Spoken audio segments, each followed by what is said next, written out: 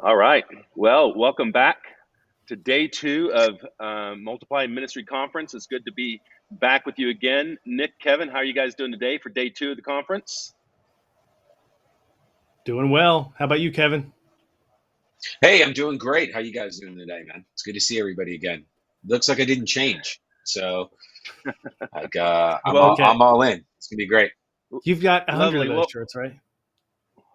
well, for those of you It's on the who wall. are joining for the first time today, maybe you weren't on the event yesterday. Let's do a quick round of introduction, and then we'll kick things off right away. My name is Kenny Connolly. I am the children's pastor at Mariners Church in Irvine, California, and super glad to be here. One of the founders of Ministry Boost. And Nick, why don't you introduce yourself?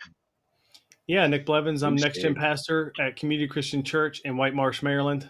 Kevin? Yeah, my name is Kevin Monahan, and I am the executive pastor at Journey Church in West Palm Beach, Florida. Okay, well, we've got a really busy session here. We got four amazing communicators that are going to share. Nick, why don't you let everyone know kind of what to expect, what they need to be prepared for as we kick off this today's session?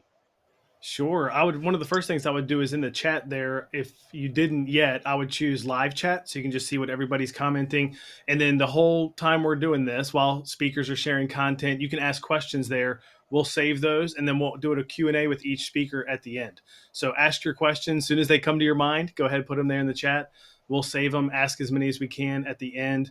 Download the conference guide PDF on the site there. Make sure you get the free resources in the digital goodie bag. And I think that's everything you need to know. We can welcome one in just a moment here. We've got one of our awesome sponsors. Anything else before we jump to that, Kenny?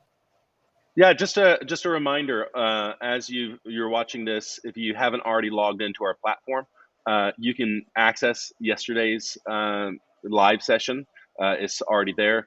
All of the breakouts, over 30 different breakouts from our different amazing breakout speakers are there. Are the resource goodie bag, so it's all there. You just log in the platform, and all of that will be available for free up until midnight tomorrow night.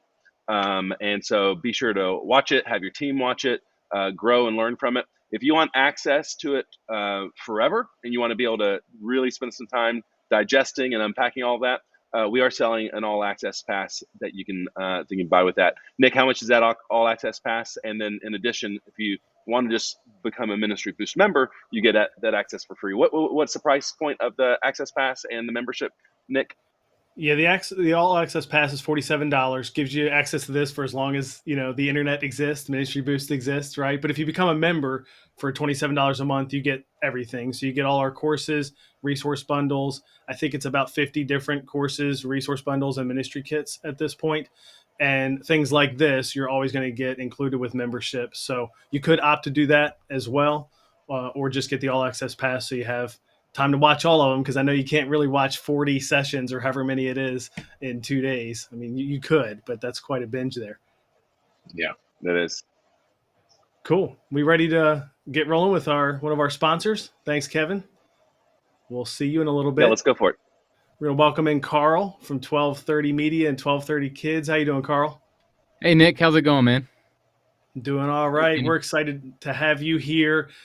People watching don't realize this, but your team is helping make all this happen. So, like how it looks right now and all of that, your team is behind that. We are so grateful for that because it's just amazing. You've helped level up Ministry Boost here for sure. And you do a lot of that kind of stuff for churches, producing videos, graphics. Tell us more about 1230 Kids. Yeah, that's right. So we have two brands. One is 1230 Media, which is more adult worship experiences, things like that. And then 1230 Kids is a new brand that we started just for kids ministry. And we serve the church really in three buckets. One is ready-made media content. So they're at 1230kids.com. That's 1230kids.com. Maybe we can put it in the chat there. We have a full library of ready-made media content, really high-quality stuff. I'm talking about mini movies, games, motion backgrounds, lyric videos from that we've made from Seeds Family Worship and others, all in the library there for you directly to kids, pastors, and leaders. So it's crafted just for kids ministry. So that is really A lot of what we do at 1230 Kids is create that library that's ready to go for you. And then the second bucket is custom media. So we've gotten to work with some amazing ministries like Awana, and I mentioned Seeds Family Worship and Answers in Genesis and Yancey, and Doorpost Songs and a host of others making the content. Go Curriculum would be another one that we actually create the graphics and video content that a lot of you guys use in your curriculum in children's ministry. And so we're kind of the behind the scenes producer making that content. And so we've worked with some amazing kids ministries in the past and continue to. So we're even this month we're making a whole list of kids content that will be out soon. So a lot of custom media. We can make stuff custom for your church and your kids ministry if that's something that you needed. And then the third bucket that we serve is training. So we have a blog and we have a forthcoming kids podcast that's going to come out, all about helping you with your kids' worship experience, right? So whether you need help with video or audio or lighting or how do I do kids' church online, stuff like that. It's all we supply a lot of training and resources to help you in those areas too. So 1230kids.com is where to check all that out. That's great. Thanks for doing what you've done for us here. I wish I had partnered with you guys years ago and found you guys. Maybe everyone else is going to learn about you now. Some folks on here are already using, like you said, a lot of the resources you've created. They just don't know it, because it's behind the scenes. But if they've seen our promo video, you all put that together that we shared on social media this past week. And we were not the easiest of clients with a fast timeline and everything else. And you guys are great. And you have been great to work with. So usually in church world, it's an extremely long time period. We always, in churches, they're always planning way ahead. I'm kidding. Never. We're absolutely familiar with churches and pastors and stuff that work on tight timelines. So, man, you guys are doing an incredible job. Love the sessions. Love the people and the speakers. Man, what great content you guys are sharing. So awesome job. Kudos to you. Well, thanks for being part of it, because you have a breakout in there too, so people can check that out as well in the breakouts. Again, Carl, thanks for partnering with us. Everybody check out 1230 Kids, 1230kids.com. Thanks, Carl. Nick. Thanks, Kenny. Awesome. Thank you. Yeah, so now we are kicking off session 1. I've got with me special guest Ryan Frank. Many of you guys know Ryan. He has a lot of things happening in the children's ministry world with his organization Kids Matter and Kids Matter Magazine and Kidman Nation, the MegaCon, all sorts of different things. And I love that Ryan's got a chance to come and speak to this audience. And I actually have a special connection with Ryan. Ryan and I actually met back in the day, probably about 15 years ago. Way back in the day. He was a children's pastor up in central Indiana. I was a children's pastor in southern Indiana. And he reached out to me. This really dates us. I think it was like a bulletin board, like an old internet bulletin board. And it was. And he found me and hired me to come speak at a kids camp. And that's when we began our friendship. And also, anytime, because some of you may know this, I used to be a next generation pastor in Austin, Texas. And so anytime Ryan or his wife is going to Austin, Ryan texts me for an updated list on what restaurants to eat at in Austin. So I guess I'm outing myself right now. If you are going to Austin, Texas, just reach out. I'll guide your culinary experience. Ryan, how are you doing? It's good to have you here. I'm doing well. So 2 things. Yeah, Kenny and I have something in common. We're foodies, and I know when I get to his hometown to ask him what he likes for food. Second, to say I paid you to be a camp speaker, man, that was generous, because I think it was probably like $100 for the week or something stupid. But we were both young, and man, that was fun. Little did we know we'd still be interacting with each other all these years later, and how God would. No, that's amazing. It's amazing, small world. Well, Ryan, we're going to hand it over to you. I know you've got a great message you want to share with all of our friends. So we're going to hand it off to you as you take it away, man. Well, thank you, Kenny. Thank you, Nick. Big fans here at Kids Matter HQ of Ministry Boost. We're excited to have Ministry Boost with us here in just a few weeks at MegaCon. Nick's going to be there speaking as well. Thank you for being here. If we've not met, my name is Ryan Frank, and I live in north central Indiana. And I just love serving and blessing and pouring into this Kidman community. So let me just start by reminding that what you do matters. Don't lose heart. Make sure that you take care of yourself spiritually. Make sure that you protect your heart and your mind, because what you are doing is of huge, huge kingdom significance. I want to talk to you today about structuring your volunteers or your team for growth. Before I do that, I want to ask you a question. Do you find that you are either task oriented or are you people oriented?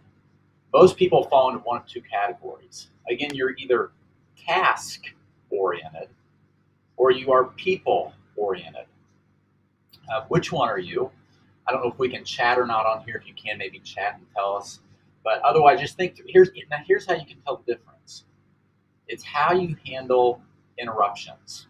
Okay, because if you are deep into your work, like I'm here sitting today at Kids Matter HQ at my desk, and if I'm deep into work and I'm hard at it over here, and then someone walks in the office, how do I respond?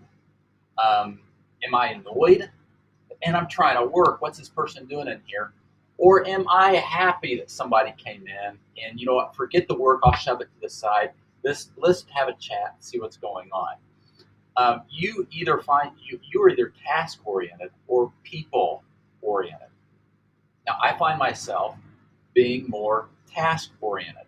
Now, thankfully, over the years, I have prayed, God, would you help me to have a greater love for people, help me to understand the importance of people? Because here's the thing, you can get all of your tasks right, and there are so many tasks associated with being a ministry leader, especially those of you that are children's ministry leaders. Children's ministry leaders is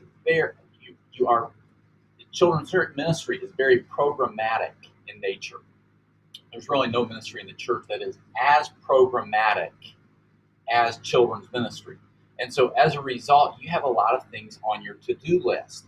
However, do not forget, if you find yourself being a task-oriented person, like I am, that people matter, right? That at the end of the day, God has called you to be a shepherd first and foremost. And you have to, listen, I know you've got a lot of things on your to-do list, okay? Here's my to-do list. I get it. We all have every day these to-do lists that we have to do. And you're trying to get all these different tasks done. But there is one task that you cannot ignore. And if you ignore it, it's going to cost you in the long haul. And it's this task right here. It is investing in people. It's investing in your team, right? So much of what you do is about developing leaders. Yes, I understand if you're a youth pastor that you've got these kids in your youth group and you're their leader and their pastor. If you're a kids pastor, I understand you've got these kids in your ministry. You're their leader. They're your pastor. And you've got to make sure you got everything ready for Sunday. You got to make sure you got planning center all staffed up and ready to go. But if you forget the importance of developing leaders, you're going to be in trouble. Now, I understand this because I've been in ministry long enough that a lot of times it's a lot easier just to do things myself, right? Any of you here like I am, maybe you're a perfectionist by nature. Maybe you've delegated things to people in the past only to have them drop these balls that you have to try to catch. And so you're like, I'm just going to do it myself. But here's the thing about leadership. Leadership is not just about getting things done right. Now, I'm all about doing things right. That's not what leadership's all about. Leadership is more than just getting things done right. Leadership is about getting things done through other people. Now, if you're a kids pastor or a youth pastor, listen to me very closely, because way, way, way too many youth pastors, way too many kids pastors have this mentality that I've got to do it all. And you know what? Yes, I've got some people, but they're busy. And you know what? I know I'm the professional here. You may never say that to your people, but that's the mindset. I'm the professional here. I'm the one that gets paid to do this. It's my job. And if that's your mentality, your capacity for growth, your team's capacity for growth, it's going to be hindered. You've got to have a focus every week. Every week. And that is, I am growing leaders. I am growing my team. Now, I'm going to share with you something on my clipboard here, and that is this pyramid of how your people are organized. Hope that you can see this on the screen. We've got a pyramid here with 4 different layers, levels of the pyramid. So at the top of the pyramid, you have your thinkers. Now, some of you, if you've absorbed much of my content or heard me teach, you've heard me share this pyramid before. I want to share it with everybody again. If you've heard it before, it's going to help you hear it again, so stick with me. You've got your thinkers, then you have your organizers, then you have your doers, and then you have the crowd. Now, if you asked me to come to your church, Ryan, would you come to my church, and would you take a look at my children's ministry team, at the way we are structured, I'm going to find that your people are more than likely structured in these 4 categories. You're going to have the pyramid, the smallest at the top. You're going to have a small group of thinkers. These are your closest people. These are the handful of people, and it may just be one other person, it may be 2. More than likely, it's not more than 3 or 4 people that you really lean on. Now, this can be a paid person, it can be a volunteer, but it's that person that, you know, if I'm going to be gone on vacation, but she's here, everything's going to be okay, right? If I'm going to be gone on vacation, but I know he's there or they are there, I'm not going to worry about it. These are people I really lean on the most. I call them thinkers because they don't just do the ministry with you. They're thinking ahead, right? They are the people that you can brainstorm with, that you can be vulnerable with. But then you have your organizers. You might want to call these, depending on how you organize your leaders at your church, you may want to call your organizers your department heads, your ministry leaders. So you may have an early childhood director, you may have an elementary director. If you have a midweek program at your church, maybe your midweek director. If you do some kind of a outreach or after school thing, this may be your after school coordinator, but you have your organizers. Now, then you have your doers. Your doers are a majority of your volunteers. These are the people that they're showing up on Sunday, they're in the classroom with the kids, they're perhaps leading the kids in worship, they're teaching the lessons, they're your small group leaders, they're the people that are checking the kids in and out when they show up.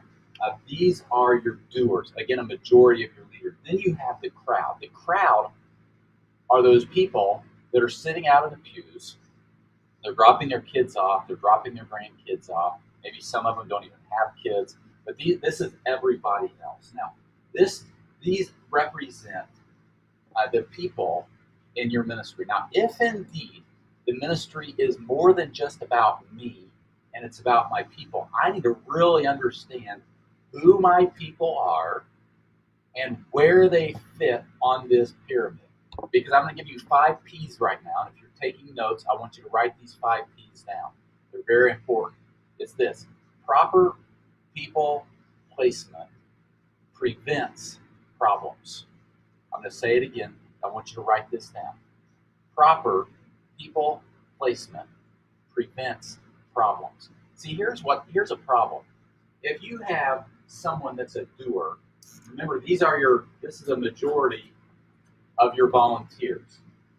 If you have someone that is an organizer, is capable of being an organizer, but you have them down here as a volunteer, and they're just showing up every Sunday, but they would love to do more and they're capable of doing more, they're going to be frustrated, right? They've got so much more they can give, but they're not being called on to give. The opposite is true as well. If you have an organizer, a department head, that is not capable of being an organizer or a department head, and they belong down here, you're going to have problems, right? They're going to drop the ball. You know what? They are super well intended, but they just don't have the capability of being an organizer. Proper people placement prevents problems. So, look at your people. Where are they? Are they serving in the right spot? That's question number 1. Question number 1: Are my people in the right spot? Do I have my doers doing what they need to be doing? Do I have my organizers organizing what they need to be organizing? Do I have my thinkers actually thinking strategically and intentionally, or are they just busy helping me survive Sunday to Sunday? Now, some of you may not even have any thinkers. You may be looking at your volunteers thinking, gosh, Ryan, I've got 15 people on my team, but they're all down here. Well, it might be time that you find one of your leaders that has capabilities of being an organizer and you move them up to being an organizer. This is my second point. Do you have the right people in the right spot? And then look at your organizers. You know what? Maybe that early childhood director, yes, she's a volunteer and she's a mom and she's busy and she works at the bank during the week. But you know what? She really is strategic. And maybe it's time I move her up and I ask her to be one of my thinkers, someone to be on my core team. And of course, you always want to be looking down here, right? Who is sitting in the pew? Who are the pew sitters that can become players, right? So I'm constantly, this is part of leadership development. I'm wanting to move people up the pyramid. Now, as you develop your doers, your volunteers, guess what? You're going to have some rising stars that you recognize need to be organizers. As you spend time with your organizers, you're going to find there's a rising star that, you know what, she can do a little more than overseeing the small group ministry at this church. She really needs to be up here on my inner circle. She needs to be part of my inner circle. She needs to be thinking really, really strategic with me and long term and planning with me. And she will thrive, or he will thrive when I do that. One of your core competencies as a leader, I've got 3 minutes and I'm done, is developing leaders. It starts with knowing who they are, where do they fit on the pyramid, and then it moves to making sure that I have them in the right spot, because proper people placement prevents problems. And then constantly look at how can I develop this group of leaders? What do I need to do down here with the crowd to get some of them to come up here and be doers? What about a majority of my volunteers? By the way, if I came to your church, you said, Ryan, would you come just kind of shadow our children's ministry? I think we're doing okay, but would you tell me from an outsider's point of view, how are we doing? I want to tell you, where the first place I would look, I don't want to talk to your thinkers. Okay, I might want to talk to them, but your thinkers are not going to gauge the health of your children's ministry or your youth ministry. Your organizers, your department leaders, they don't tell me the health of your children's ministry or your youth ministry. It's right here. It's with your doers. I'm going to spend some time talking to these people that are in the trenches, in the classrooms with the kids. And you know what? When I look at those leaders, I'm gonna ask myself some questions. Are they getting there early, right? Or are they showing up late? That tells me an awful lot. Are they excited to be there? And can you tell they are passionate to be there? I mean, does it just ooze from them that they love this ministry? Are they excited to be there? Are they prepared? Are they prepared? I mean, can you tell they have really put some thought and time into what they're doing? Or are they reading out of a manual? Can you just tell that they are winging it, right? Can you tell that they love the kids? I'm going to look at that. Is it obvious that they just love those kids? What about this one? Are they recruiting other volunteers? That's a big one, right? If I go to your church and none of your leaders, which is your volunteers, your doers, are recruiting other volunteers, that's a sign that there are some things that need to be addressed. So, go back to my original point of developing leaders. I'm developing the crowd to become doers. I'm developing my doers, the majority of my volunteers, so that some of them, not all of them, can be organizers. Because listen, I don't want to have 32 volunteers all reporting to me. If you're a children's ministry leader, you're a youth leader and you have more than 12 people reporting to you, that's not good. Jesus had 12 people that reported to him, period. By the way, speaking of Jesus, this is exactly how Jesus modeled his ministry. He had his thinkers. Look here. That's his 3. Peter, James, and John, right? But that was his inner circle. And then he had his organizers. Those were the 12 disciples. And then he had his doers. Do you remember when Jesus sent out the 70? And he sent those 70 out to go out and do ministry. And then there was everybody else in the crowd, right? What can I do to help my doers become organizers? Not all of them, right? I don't need any more. And I think 12 is plenty. 12 is plenty. But you really shouldn't have more than 12 people reporting to you, or else you're going to become the bottleneck at the top. It's going to suck up your capacity and your margin for more. So you need to organize, even if you might be at a church plant, and Ryan, we're small, we've got like 20 volunteers. Well, it's time to find an organizer or two and get them helping you. And then with those organizers, find a couple rising stars that can help you be your thinkers. Listen, I'm going to turn it back over to Kenny and Nick in 30 seconds. Listen to me. You've got a lot on your plate. I get it. Okay? I get it. Especially so many of you are bivocational. So in addition to having this ministry that you lead, you've got a 9 to 5 Monday through Friday, and you've got kids, and you're running them from soccer to basketball to volleyball to piano. And then, you've got this marriage that you need to prioritize, and you've got all this stuff. I get it. But as a ministry leader, there is one area that you can spend time that will always pay off with huge dividends. The return on investment is huge. It's when you invest in your leaders.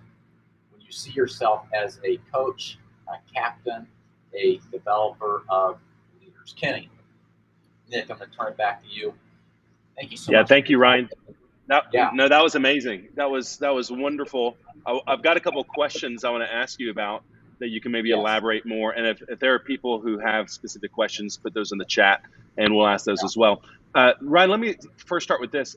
How do you manage the tension? You talk about, I'm the same way as you. I'm a self-professed task guy. And so I have to struggle not to put people over task and not task over people. But speaking to a lot of people who might be listening or watching this, that they've got a heavy load of leading a ministry on their own, and so all the things that got to be done, they'll never be able to get it all done in a week, and so the task is overwhelming.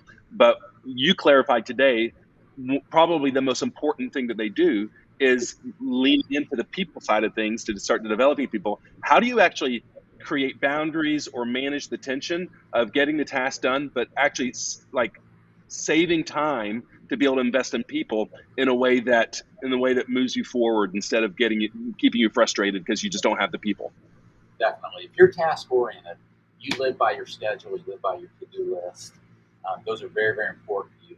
They really dictate your day. So what I do is I began doing this years ago where I just literally put on my to-do list and put on my calendar. So I used to send, I did this for years, where every day I would send a card in the mail every day, except for every day I'm at the office, I would send a card. I changed about a year ago, and I call it 3-2-1, where I send 3 text messages every day. This is just one example. 3 text messages, make 2 phone calls, and would send 1 card every day. Not because I need something, but simply to bless somebody, to encourage them, to thank them. And at first I would have to write it on my to-do list, 3-2-1, to remind me every day, text 3 people, make 2 phone calls, and send a card in the mail. As I began to do it every day, now I don't have to write it down. I just do it by nature, by default. And that has helped me get into the mindset that's one thing that's helped me get into the mindset that people matter. Now, what does that take you? A text message to someone that says, Kenny, I just want you to know I am super, super grateful that you're teaching the 6th grade boys this school year. I want you on praying for you. Thank you so much. It takes you 30 seconds, right? What's a phone call take? It doesn't have to take a long time. More than likely, you're already driving to your church, the office, and back. And so you just make a 3-minute phone call. Hey, I don't want to keep you. I know you're busy, but you know what? I just want to tell you I appreciate you. Or you know what? I want you to know I know you've been struggling with your son Corey. I'm praying for your family. I love you. And putting those simple habits in your life, it still allows you. In doing that, you're actually completing tasks, which fulfills the task-oriented side of a person. But you are building those relationships, and by doing that every day, I do think it helps you to be more sensitive or aware. Aware is a better word. Aware of the fact that you really do need to be caring about people and investing in people. That's really great. I love that. And I remember reading you talk about that a decade ago about how you Yeah. sent cards every day, and Yeah. that was such powerful. Like I started doing that. That was super powerful for us to begin to lean, especially as our taskmaster, because we can schedule that. Okay, I got my 3 cards. I got to do all this, but it actually pushes me to be relational. Let me ask you another thing here too, because I like the chart that you created with your thinkers, your organizers, and your doers. And I want you to speak to this because I've seen this play out in churches all the time when I talk to them, is that you've got a children's pastor who's exhausted and overwhelmed because they've got 20, 30, 40 volunteers, and they have very few people in the middle. And part of the reason is they're reluctant to move people up into organizer roles because they don't have all their doer roles filled. Like I don't have a 4th grade, Sunday school teacher or small group leader.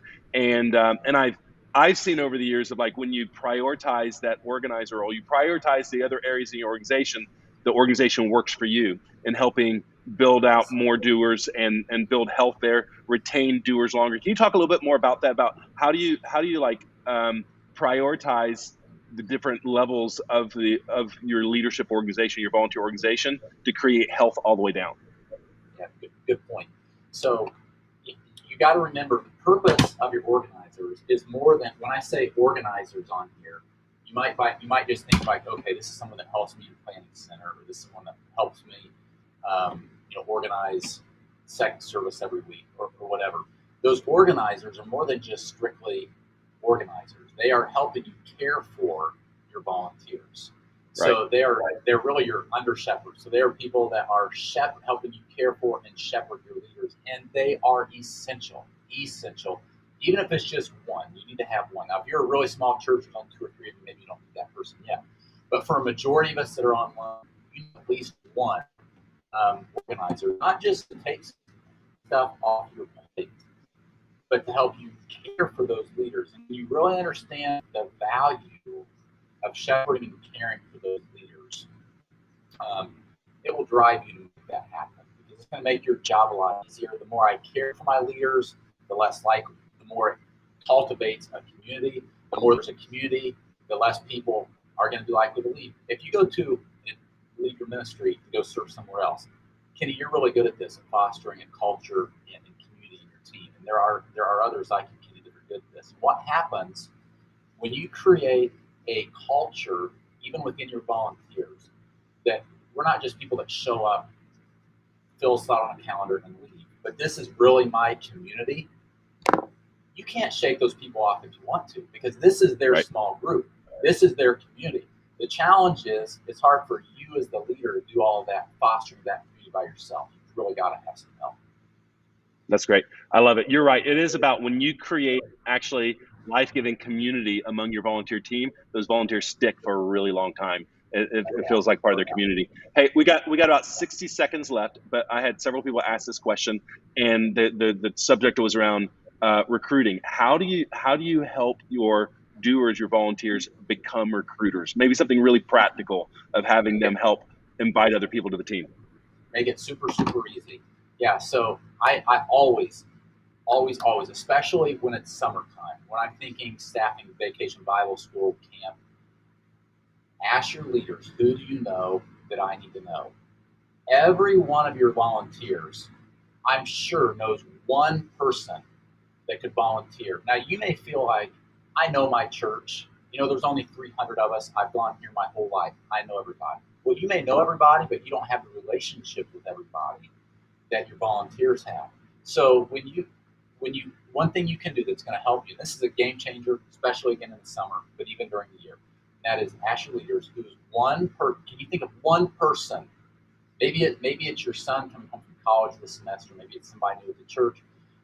Maybe it's your mom. Maybe it's another lady in a small group that you never thought would volunteer because she's busy doing these ministries over here. Do somebody that you know that I need to know? Is a simple question that you can ask your leaders, and it's a great way to recruit some help.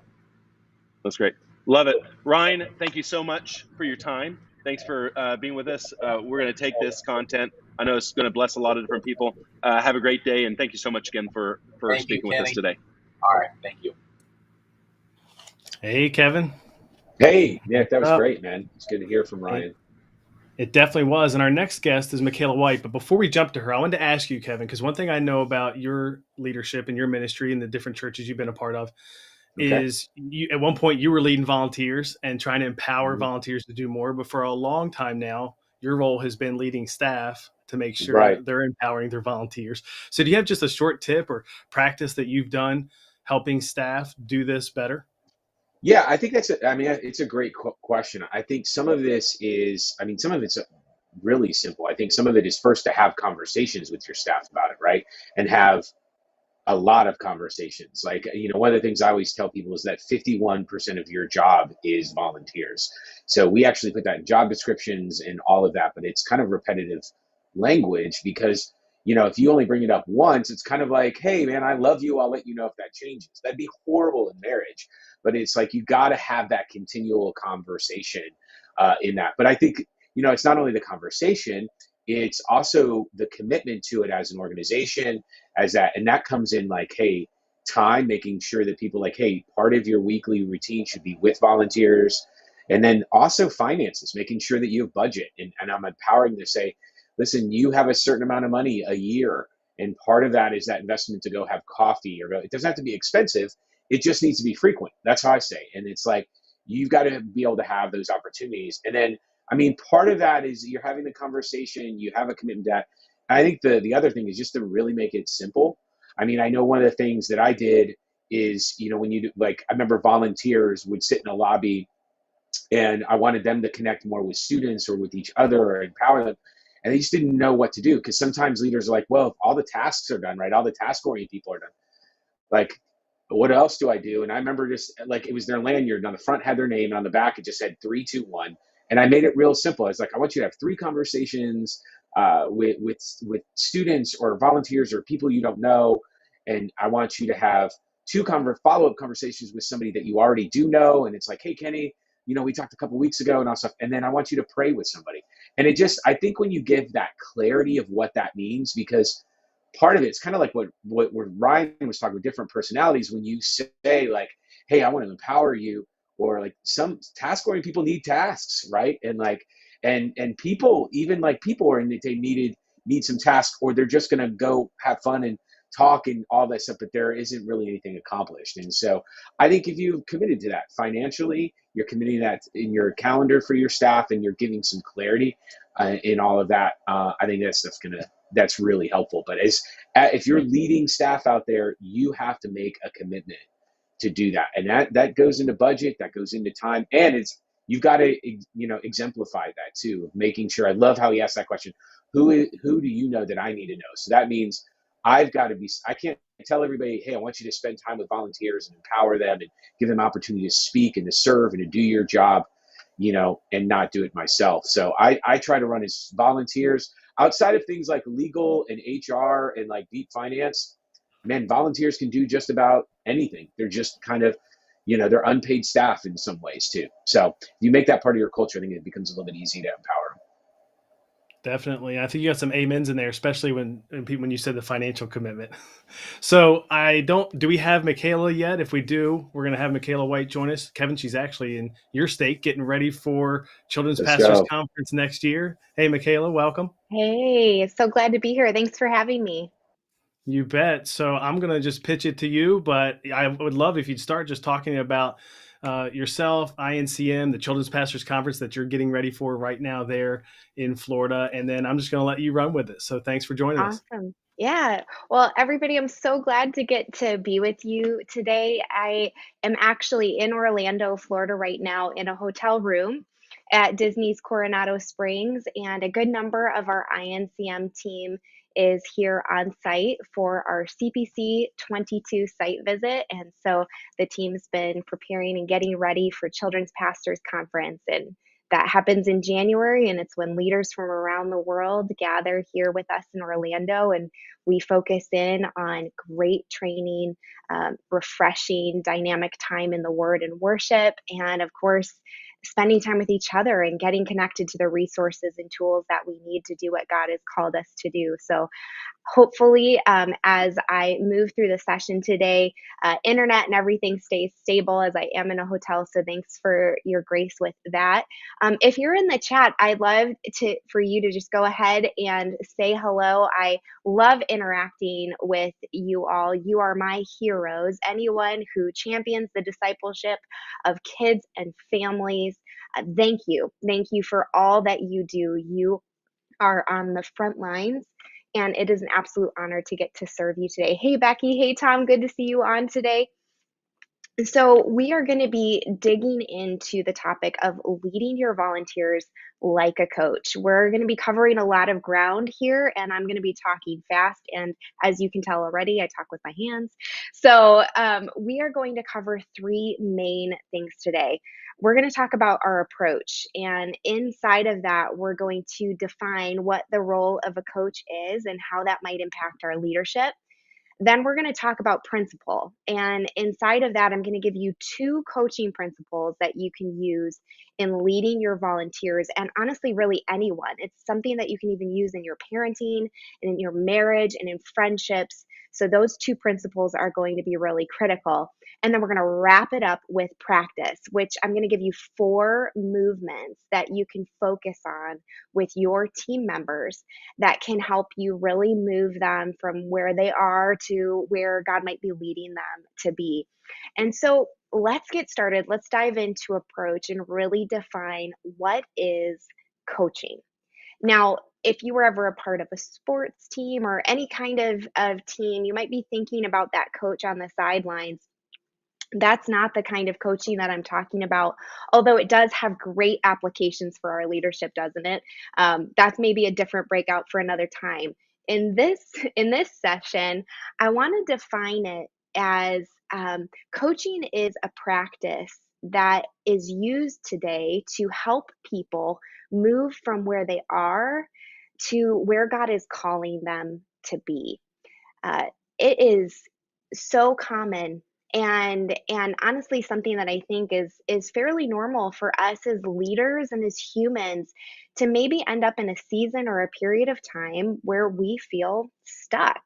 Like I think we should normalize this a bit. So if you have ever in your life or in your leadership been in a season where you've just felt stuck, where it's been hard to move forward, where it's been hard to gain momentum on something, would you just go in the chat and say, like, I've been there. I totally understand that feeling. I know what she's talking about.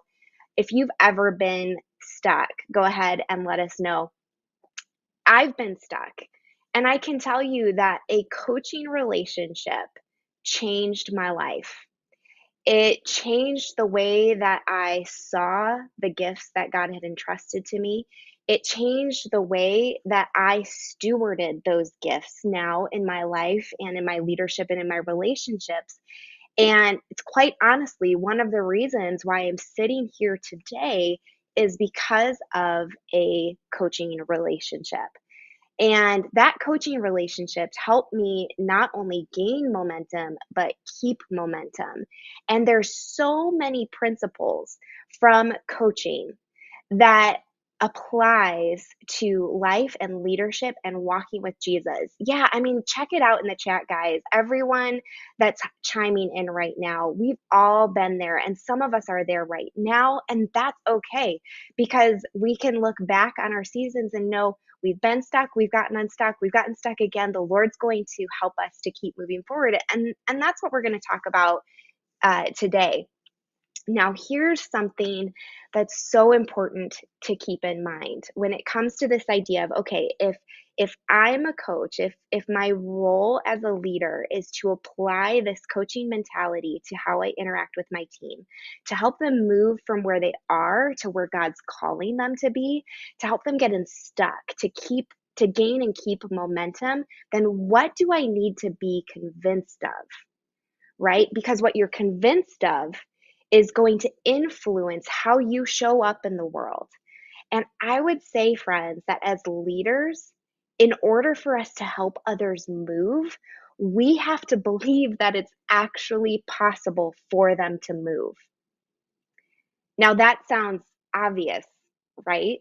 But if you've been in leadership for like a week, you can know that it can be difficult. You can be really challenged in what you believe about what's possible for your team, right? Like when they don't show up on time or when they don't show up at all, when they don't return your calls, when they don't follow policy, when they've said they would do something but they don't, right? It can kind of chip away at what we believe about people, right? So we have to guard and protect what we believe about our teams. Now, a coach, a Christian coach, is absolutely convinced that the Holy Spirit is active in the life of those who believe that Jesus is their Savior, right? John 14:26 says, "But the advocate, the Holy Spirit, whom the Father will send in my name, he will teach you all things, and he will remind you of everything I've said to you." What an incredible promise about the Holy Spirit. Romans 5:5 says, "And hope doesn't put us to shame, but God's love has been poured out into our hearts through the Holy Spirit who has been given to us." Or Ephesians 1:13, "In him you also, when you heard the word of truth, the gospel of your salvation, and believed in him, you were sealed in the promise of the Holy Spirit." See, all of those things are true for those who know and love Jesus. They're true of our team. So the question that we have to ask ourselves is, what are you believing about your team? What are you believing about your team? And we have to spend that time with the Lord, asking for him to show us what's really in our hearts and what we really believe about our team, and invite him to show us what's true and to see them the way that he sees them and to be convinced of his activity in their life. The other thing that we have to be convinced of is, what are you believing about your role? What do you believe about you? See, your role matters so much because your role is about advancing the kingdom, right? You're doing the most futuristic and strategic ministry in the church. I believe that with all of my heart, right? Because you are investing time and resources in the next generation. And the family, when you're doing that, you are also investing in the family of God and what it looks like for the family of God to fulfill what they've been entrusted with, right? There's so much in scripture that talks about that we've been given a trust. We're stewards. We've been given the opportunity we've been given a revelation that we have a responsibility to steward throughout the time that God has given us. And part of that stewardship, and really, like, you can see it in the name of this conference, multiply ministry, right? You're multiplying and you're releasing disciples to run so that they can release and multiply disciples to run. Okay? So, what do you believe about your team? What do you believe about you? Remember that as a coach, as a leader who has a coach mindset, we're focused on helping our teams move from where they are to where God's calling them to be. So, what are some principles that we need to keep in mind in order for us to approach our team from that position? Okay, so I want you to write down number one, presence. Presence, not like gifts under a tree. Presence, Presence, that kind of presence. Like the thing that's so hard to come by in the world right now, right? We're so distracted. The world is so noisy. This thing is like always going, right? And if I was talking to you like this and I didn't really look at you except maybe a couple of times, how awkward would that feel? I would never do that, but we do it all the time to the people that we're around. We can get distracted when we're with one another. Presence is a gift. So think about it as being fully where you are when you are, fully where you are when you are. See, there's a couple of principles that we can tie into presence. Number one would be active listening. Okay, so you've probably heard the term active listening. It really has two components: listening and then responding reflectively. Now, if we have this ability to listen, it's not only hearing the words, it's actually our ability to perceive the expressed idea, the concerns, the perspectives or attitudes or beliefs from that other person's point of view. It means that we're listening to what they say and what they're not saying. And if you've ever been really listened to, like, think about how that made you feel. I would love for you to think about some moments or some conversations where you knew without a doubt you were really listened to. How did it make you feel? I'd love for you to put in the chat some of the words that came to mind about how it made you feel to be really listened to know that you were completely heard and that the person understood you and they understood what you were saying and how you were saying it. And the other thing that I would say about listening is that in the Christian coaching mindset, a coach listens for another voice. We listen for the Holy Spirit in our leadership and in our interactions with people. God's active in every person's life. We've talked about that. And we need to trust that He will provide the person we're coaching or we're leading with evidence of that activity, right? So, how can we create space for the people we lead to hear God's voice? How do we help recognize that this person is really in the best position to discern God's activity and His voice? How do we support the people that we lead in listening deeply and carefully, with not creating static or more noise that would detract them from hearing God's voice? What if we create space when they're around us that feels like a deep breath? That's what active listening offers to the people that we serve. And I know how easy it is for us to get, moving on things. And Sunday can be such a high traffic time, but even just pausing and really paying attention to what people are saying to us makes all the difference. The second thing would be powerful questions. The ability to ask questions that reveal maybe needed information, clear insights, evoke discovery. Those open-ended questions are so powerful and so critical for us in showing that we really care. And it helps people to move forward in a way that training and directing and mandating or task mastering never could. Questions are powerful, and we have an example of this in Jesus. He purposefully used this tool of powerful questioning to create awareness for those who followed him. He modeled the use of questions as well as parables to help his followers develop new insights and grasp spiritual principles.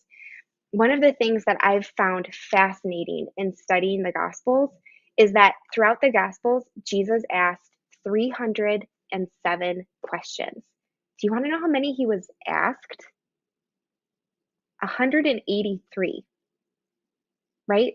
That's all. In his entire ministry on earth, it recorded in the Gospels of what we know, 183 questions. And guess how many he actually answered directly? Just 3. Most of the time, he turned it around and asked a different question. So it just shows that if we really want to lead and guide people in the way of Jesus, we're not going to be mandating and task mastering as much as we are becoming more curious about the people in front of us and how those questions might open up new understanding and new insights for them about how God has made them and what he's inviting them into. So my challenge to you is to become a collector of great questions.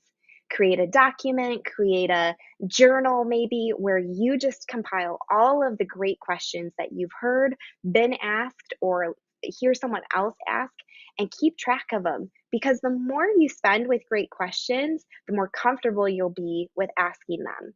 So one great question that you can use to start off your list would be the question, how open are you to what God might be saying? That's a great question when you're having a conversation with someone about where God might be taking them.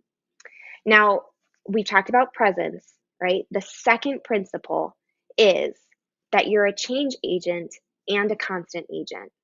So, change agents are instigating and maintaining change. When a coaching relationship is successful, you've instigated and helped maintain change in another person. Change is hard, even if people say that they love it. Change is, in most cases, a process, okay? And instigating is typically the easy part. Maintaining it is a challenge. And that's why we have to remember the principle of both change and constants. Because not everything has to change. We want to encourage the behaviors and the movements that we see in the people we lead that should be constants. That's just as important as encouraging them through change. So, some coaching principles to keep in mind in how you approach your team: presence, giving them the gift of presence that can look like active listening or great questions, and then being a change agent and a constant agent, paying attention to what it looks like for things to move and what things should just be encouraged to keep going, right? Now, Michaela, how do we put that into practice? I want you to think about a key volunteer or a key leader on your team right now that you feel like has great potential. Okay. And what does it look like for you as a leader to walk with them forward, to keep them, to instigate and maintain change with them? So if you draw a big circle on a piece of paper and then draw a smaller circle in the middle, I would love for you to do that. And in the center of that circle, write the name Jesus. Okay, because everything revolves around him. And then we're going to divide that outer ring into 4 quadrants. Okay, these are going to be the 4 movements we're going to walk them through. And I'm going to go quick because I don't have a lot of time. The first quadrant is awareness. In this movement with this leader, you are going to want to focus on what it looks like to help them become more aware of the present and more self-aware. What does that mean? Helping them grow aware of what their right now really looks like and labeling what's happening in their life appropriately and accurately. What are the battles they're facing? What are the frustrations they're experiencing? What are the breakthroughs that they're celebrating? Naming all of those right now helps them to clarify the present and just get clearer. The second thing would be to encourage their self-awareness. You could invite them to do something like a Strengths Finder assessment or a spiritual gifts assessment and walk through that process with them. The great things about those kinds of assessments is it gives that key volunteer language for understanding their wiring and how they're showing up the way that they're showing up and why they're showing up the way that they're showing up. That self-awareness is really important because we're going to move into the next movement, which is vision. This whole movement is about discovery and curiosity. We're asking the question of, where's God leading you? How do you think he desires to use you right now in advancing his kingdom? Where do you want to go in your leadership, in your participation in this ministry, in the legacy you leave in this church? How is God inspiring you in this role? It's a great time to spend in prayer with them, reminding them that the Lord wants to give them that vision and really nurturing their curiosity to spend that time with him and allow him to speak to them about where he wants them to move. The next movement is strategy. Now, this is really important because sometimes we stall out in vision and we get this picture of a preferred future, but we don't know how to get there. And when your volunteers don't know how to get there, that's going to be more discouraging. They're going to stall out and they'll stay stuck. So that strategy movement is working with them on what do we need to do to get to where God is leading? What are the objectives we need to set? And how will we know when we're getting there? So people need to know where they are in the process of change to not lose heart and focus. Like if you think about running a race without any indication of how many miles are left to go, that's pretty discouraging. And so if you can help your team be able to self-identify milestones, they'll be motivated and encouraged to keep going forward towards their goal because they know where they are in the process and what they need to do next. So setting those clear goals with them on what it looks like to move towards the vision that God's inspired them with is going to help them actually make the move. And then the last movement would be evaluating and motivating. So this is probably the number one job of the coach and leader is to support, to provide perspective and positive accountability as we move from where we are to where God's calling us to be. Our team members need to know that we're with them in the hard and the good and the constants and the change. And this all revolves around Jesus because he's our example. Task mastering leadership doesn't advance the kingdom.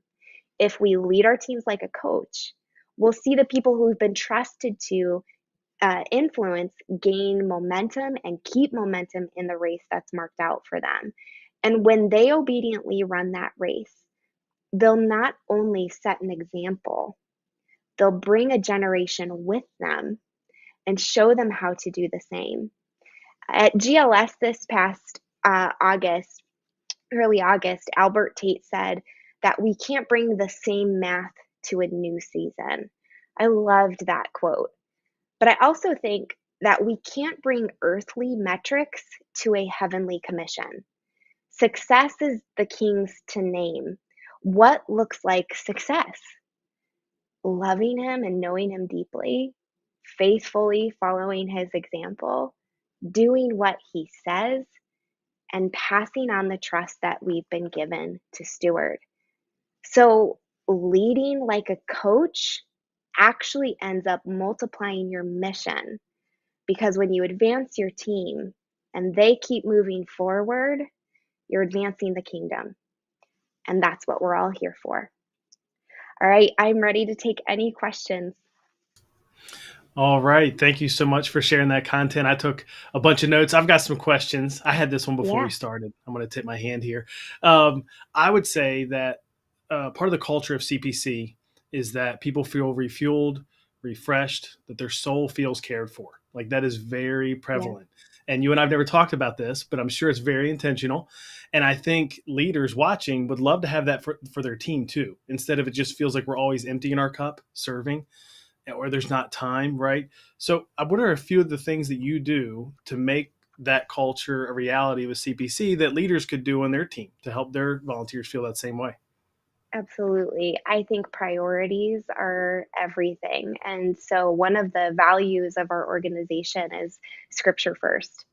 And we believe that it's important that starts around the INCM team table. And so we're in scripture every day together, doing devotions, hearing how God's at work in one another's lives, and we allow that to flow into the event. And scripture first shows up in our first general session of CPC. The first session of the whole event is a prayer experience because we want God's voice to be the loudest in the room and to set the pace for the entire event. And so we just decide that these are our values and that's how we're going to plan it out and live it out. That's great. Well, it's working. And I think we could all probably do a better job of that with our team. And it relates to this second question I have for you. You alluded to the idea that Sunday's a high traffic time or whenever people's ministry is gathering. So the idea of putting people first, active listening, presence, I don't think that happens a lot for us, right? If I know that's true for me too. Like if everything is right, then yes. But if Right. there's people missing or something's not working, then that can kind of go away. How would you encourage? What would you say to leaders, knowing that it is hard to make time for that in the moment, before the service, during the service, after the service? Yeah. Do you do it outside? Is it so much about being prepared? During the week, our executive pastor will say that all the time. Like, you got to get everything you can get done during the week, so Sunday can be about people as much as possible. What would you recommend? Yeah, I think that's great wisdom from your pastor. I would encourage people, there are, when you're interacting with someone on a Sunday and things are happening, number one, is the story or the person, what's happening in front of you, of greater urgency or more importance than the other things that you feel on your list? Ask the Lord for discernment on that. He'll give it to you.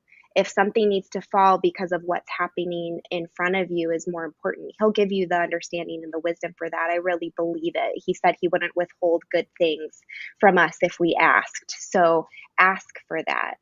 If it's something where a conversation can happen later, I think even telling someone and looking them in the eye and being completely present in that moment and saying, I really want to sit down and have a conversation with you about this. I feel like we need more time and honestly more privacy to be able to have a great conversation about this. Can I schedule some time with you this week to do that? Even stopping long enough to genuinely and authentically ask for that time with them will speak volumes too, and will show that kind of presence. So weigh it out and go with what the Holy Spirit guides and directs you in. Always good advice. Last question for you. Tell us Mhm. about CPC. What's in store for CPC this January? Ministry Boost will be there with our booth. It's going to be a lot of fun. We're planning some things now that we're excited about for the conference. So tell us more about it. Oh my word, we're so excited to have you guys there. It's going to be a blast. We're back at Disney's Coronado Springs Resort in Orlando, Florida. We have almost 160 breakouts that we're offering this year, and we are so excited. We've added an eighth breakout to the whole lineup. So like there's 8 hours of breakouts that people can attend. Just amazing general session speakers that we're so excited to hear from. One-on-one coaching appointments, and then the resource center is bigger than ever. We've got over 90 providers showing up in the resource center. 30% of them are new, which we're really pumped about. Yeah, so we've got our friends coming, that have been with us for years, and then some new friends joining in. So we're really excited to connect the community with all of those resources. And then we've got some surprises up our sleeve. So, and I'll save those for January, but it's going to be a lot of fun. We can't have like a live exclusive breaking CPC surprise, right here now. Okay. I got to try. I know. It was a good try, though. Good try. It was a good try. Well, thank you so much for sharing with us. Really appreciate it. Look forward to seeing you there in Florida in January. Thanks, Michaela. Yeah, thanks for having me. So glad to be with you guys. I'm going to pitch it to Kenny and Kevin. Hey, guys. All right.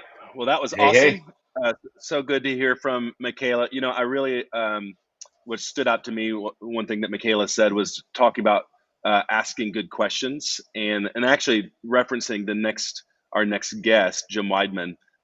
When I was being coached by Jim, he always challenged us to always be ready to ask good questions, and that really challenged me. So every time I went to a conference, I had a list of questions that I was looking for answers for, or when I would jump on a phone call with ministry friends like Kevin or Nick, what are the things in my ministry that I need solutions for? And so I always have good questions. Kevin, you're a good question asker. We've had lots of great conversations. How's that impacted you, even like in your role as an executive pastor, or when you're a next gen pastor, of always being ready to ask good questions? Yeah, I mean, I think, man, I'm kind of a purveyor of good questions.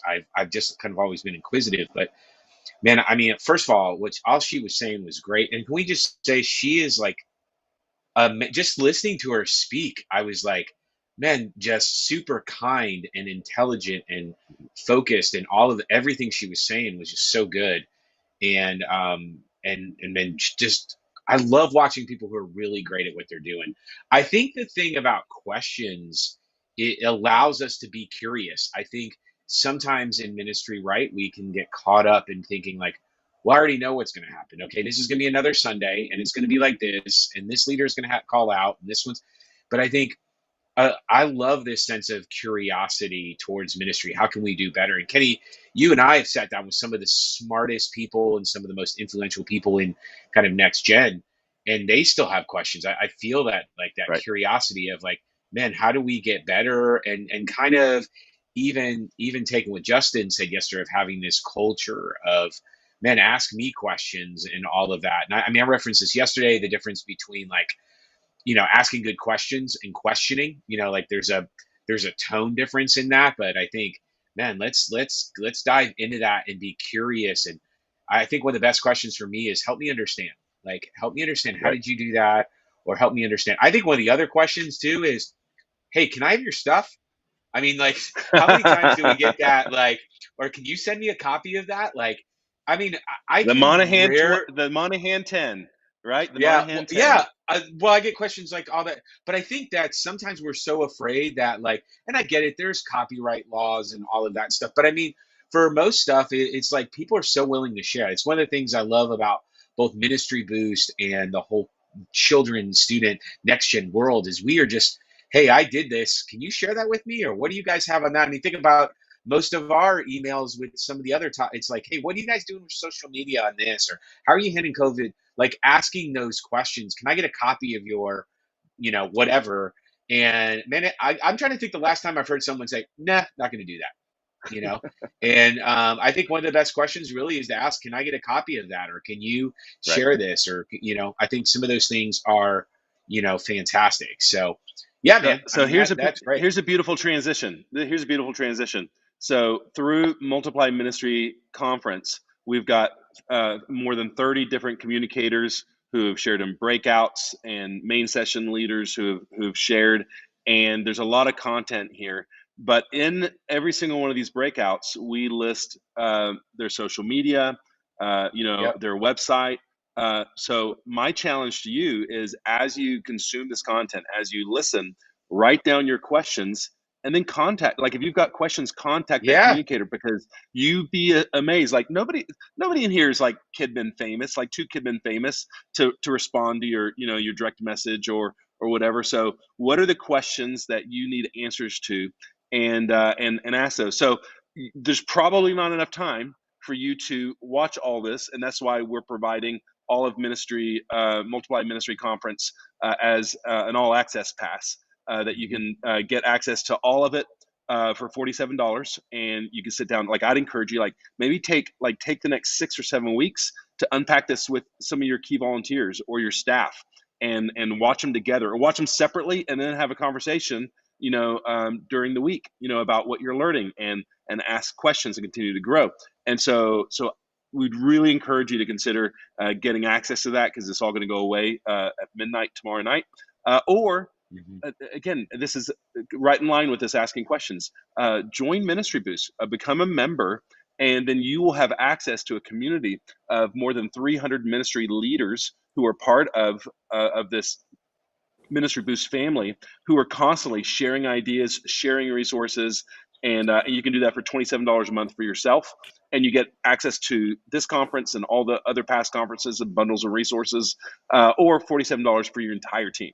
So even if you got like 30 people on your team, they all get access to this great community of asking questions, knowledge, and all those sorts of things. Sound good, Yeah. Kevin? And oh, I think it sounds great. I mean, from like, I'm a little bit more task orientated. Like, even if you don't watch any of the videos, a lot of the resources and stuff we get are worth like 10 times that, because the time Right. that you're saving, a lot of this stuff has been tested and is still, great to do it. So, and we want to add to that too. Like, there's other stuff that we've got some great people out there that could add to it. So I think it's fantastic. Make sure that you get on there, because man, once you lose all that stuff, you're thinking, oh man, what am I going to do for a social media, for youth pastors? What should be there? Kind of, oh, that's there. What am I like? Oh man, I got a parent asking about like, how do I deal with anxiety in our teens right now? Well, that's there. How do I organize a event, or I want to get a box, or Any of those kind of things. How do I fake my receipts? Kenny,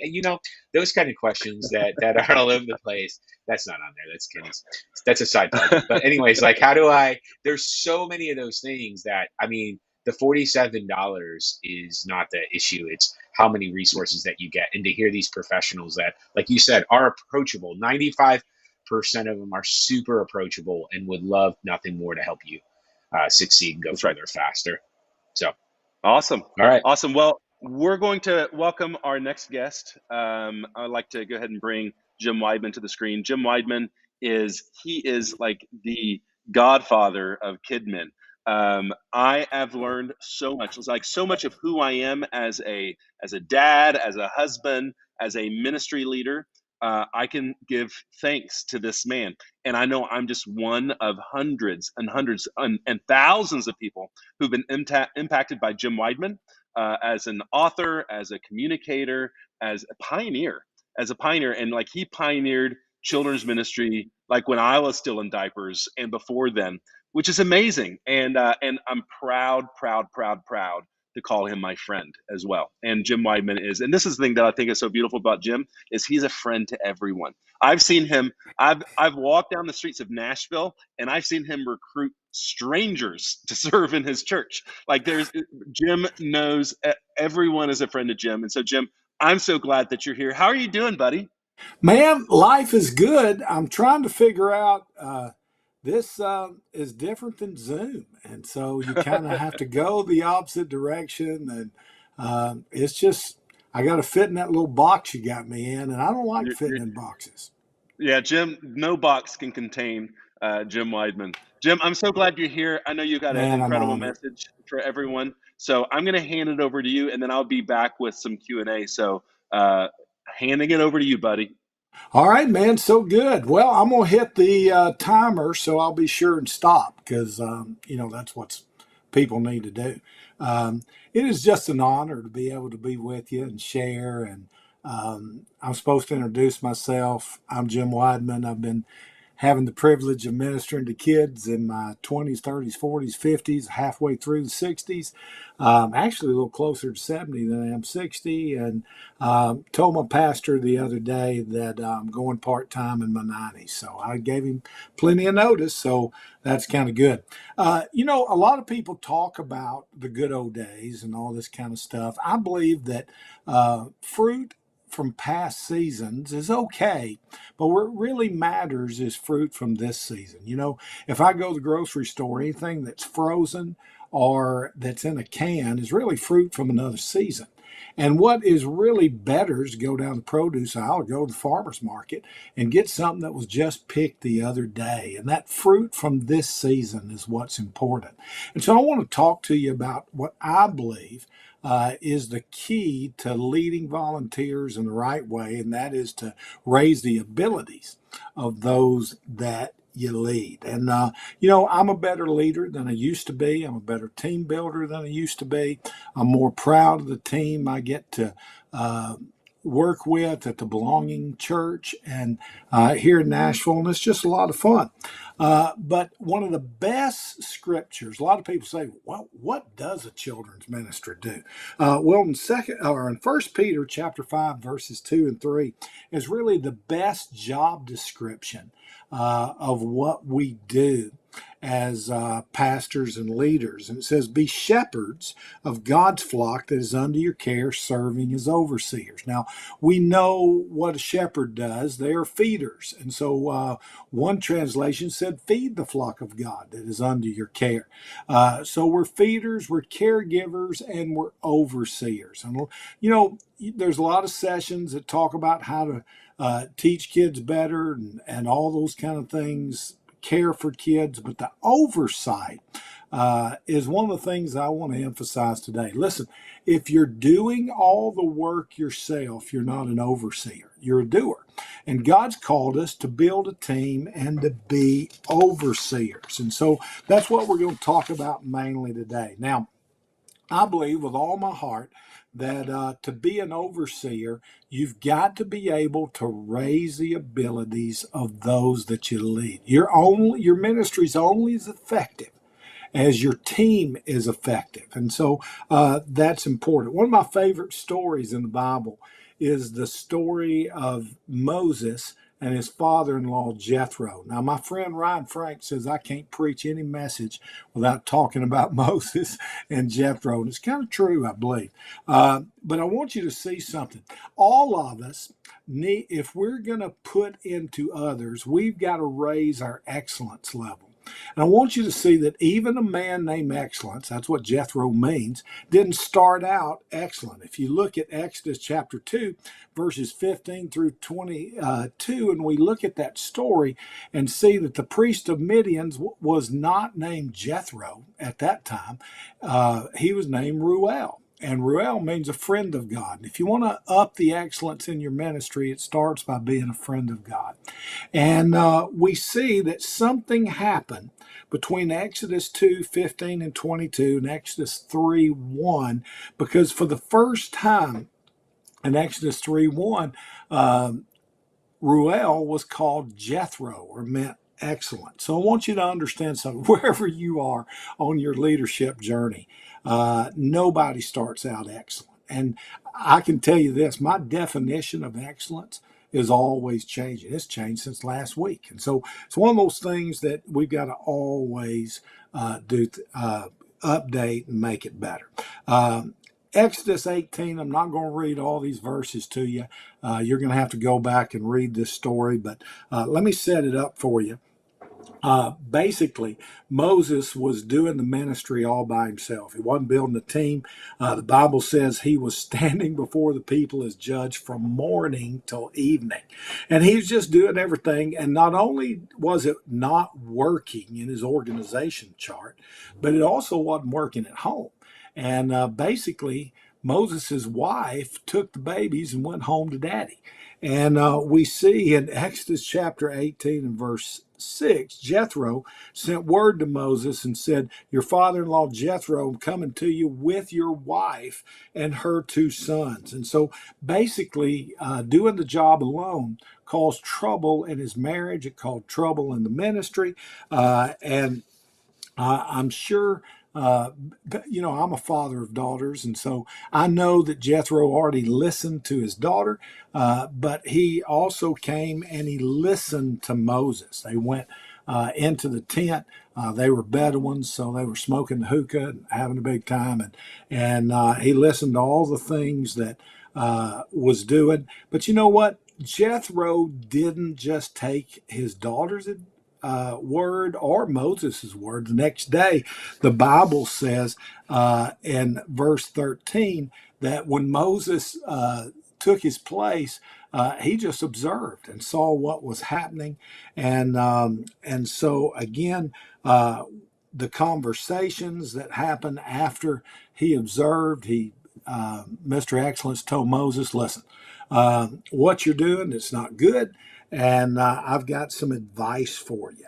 And he gave him some advice. He also told him, hey, you've got to build a team. You got to teach others the decrees and laws and show them how to live. He also said, you've got to select some other people to help you. Notice he didn't tell Moses, you need to play more golf. You need to take a little more time off. Instead, he said, you're going to have to do the hard stuff, but you need to find captains of 10, captains of 50, captains of 100, captains of 1,000, captains of 500 who can help you share the load. And this is remarkable. Not only did Moses listen to him, but he did exactly what he said. And Jethro stayed around a little bit to see, saw that everything was good. He went back to his own country, and the rest is history. Now, I want you to read the entire chapter of 18 for yourself, but I want you to see 10 steps to enlarge the ability of the volunteers that you lead. And from this story, the first one is learn to be a listener. You know, the longer that I lead, the better I am at listening.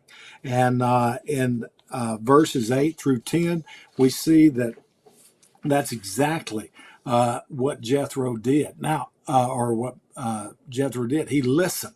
Now, who should we be listening to? He listened to his daughter. He listened to Moses. But you ought to listen to your leadership. You ought to listen to your team. You ought to listen to parents. Anybody that'll talk children's ministry with you. That's what I love about Kenny. He's been listening to me for a long time. And I love to pick his brain. In fact, I did that last week. And so listen to the voices of experience and listen to learn. Listen, experience is the best teacher, but you don't have to just listen or learn from your own experience. And so that's important. The second thing we see in this story is that Mr. Excellence evaluated and he observed. You don't just need to listen to what people are saying. You need to check it out. And again, I use a little Santa Claus management. Fat Boy Bearded Management's another way to say it. I make a list and check it twice. I also use my MBWA degree, management by walking around. But again, Jethro didn't just take the word of his daughter and take the word of Moses. And you can't fix stuff that you don't evaluate and see what's exactly going on. Church work has more than one side to every story. It has about 36. And so evaluate and observe. We see that in verses 13 through 17. The third thing we see is identify areas where people are doing the ministry alone. If you'll just walk around on Sundays and you'll just look to where ministry is being done alone, you'll see where you need to build a team, to duplicate, and to raise the ability of others. And so, again, doing the job alone doesn't bring fruit, doesn't build fruit that remains. And again, the Bible tells us when Jesus came out of the desert, he had the Spirit of God without measure. Yet the first thing he did when he started his ministry was he recruited helpers. And if Jesus needed helpers, we need tons of them. And so it's important that we do that. I'm constantly putting into others. And, you know, as leaders, we love to talk about delegation. But anytime you delegate someone that you hadn't duplicated your heart and duplicated yourself in, it's going to have a weird spirit. I heard someone say one time that delegation without duplication and also definition always makes a weird subject. And so it's important that we have to define and we have to duplicate in order to delegate the right way. The fourth thing is we've got to teach and model. And again, teach and show are so much better than just hand off and dump. And that's what a lot of people do. We hand somebody the material and just tell them to go in a class or a small group and don't come out till Jesus comes back. But you need to communicate what other people need to know and what they need to do. There's two questions that everyone on your volunteer team has to answer. And that's just simple. What do you want me to do and how do you want me to do it? And that comes down to number 5, which is come up with policies and procedures to answer those questions. If you're working with younger leaders, they don't like manuals. They like bullet points. And so again, the more millennials you have on your team, I go to a millennial church. And so 85% of my church is 35 years old and under. And so I do a lot of things on front and back of sheets and just bullet points these days. Identify positions, identify job descriptions, and then show them and train them, teach them what to do. Christians are the only people I know that confuse the word training with verbal instruction. And so, again, train, don't just talk to folks. Number 6, qualify helpers by abilities. Now, that's what Mr. Excellence told Moses. Find some that are captains of 10, captains of 50, 100,000, all those different numbers. How do you do that? I start everybody off small. I add to. If they knock it out of the park, I add more. If they don't, I'll move them back to where they can excel. And spending time with folks, having folks walk beside them and train, those are all things that help raise the ability of others. One of the biggest problems, I think, in ministry today, we try to do too much too quick. And ministry is a marathon, it's not a sprint, and it's important that we work on things as ever how long that it takes to be able to do it. And so qualify those helpers and make sure they understand and train them what they need to know. Number 6, qualify helpers by abilities, faithful and able. And again, don't just promote someone because they're faithful. Figure out the abilities they have. Also, there ought to be some sort of ministry that you have every month or on a regular basis where you can raise the abilities. We do something at the Belonging I call Lunch and Learn, where I invite folks out of the children's ministry that just want to be a better leader to come, and we talk about time management, leadership principles, all these different things, and try to just see who wants to go to that next level. And that's who usually gets promoted to middle managers and does things. Number 7, identify what others can do and what you should be doing yourself. Listen, I can't do everything. And so what keeps me from doing what only I can do is not identifying the things that I'm doing that someone else could do with some training and preparation. And so I want to train others and help them to be able to take over some of those responsibilities. Again, generals don't decide who drives the Jeep. That's something that corporals can do as well as sergeants. General doesn't have to do that. And so come up with what only you can do. And you do those things, and then build a team that can do those other things by the abilities you've already identified with. And so, again, that'll help you. Number 8, don't just listen. Do what needs to be done. That's what I love about Moses. He didn't just listen to Mr. Excellence, he actually did it. And after everything's said and done, there's usually more said than done. So I want to encourage you, just get after it. Get some of those things done. Be doers. Obedience is always best. Again, obey the Lord, not the seminar speaker. And that's a whole nother workshop. Number 9, push authority down. When you delegate to someone else, don't just delegate responsibility, but also delegate authority along with it. And the more authority that you're able to delegate is going to help that person rise to a new level of ministry. And again, here's the hardest thing. Don't take back the authority that you've given to other people and let them lead. You said, Jim, they can't do it as good as me. There was a time I couldn't do it as good as me. And I had to sorry all over a group of kids and learn how to get better. And people are going to do the same things. And what I've realized, leading younger leaders like I do right now, they do it a little different than me. And it doesn't matter that they do it the exact same way. The important thing is that they not put on Saul's armor, but they use the stones and the equipment that God's been faithful to show them how to manage and do. And I just want to be a big cheerleader and encourager and make sure I cheer them on to that next level rather than make them do it exactly the way that I would do. And so that's important. Push that authority down. And number 10, never stop encouraging your volunteers to grow. You have to confront folks on a regular basis. One of my favorite things to do with the people I lead is ask them, hey, could you tell me what are 3 things that you know you could do a better job on? Listen, every one of you, if I ask you to take out a piece of paper and number it 1 through 3 and just come up with 3 things you can do better, you'd come up with those 3 things. Now, as a leader, what I would do is I would help you come up with a plan, and also we would come up with a deadline to see that happen. And then I would coach and walk with you and help you to make those 3 things a reality.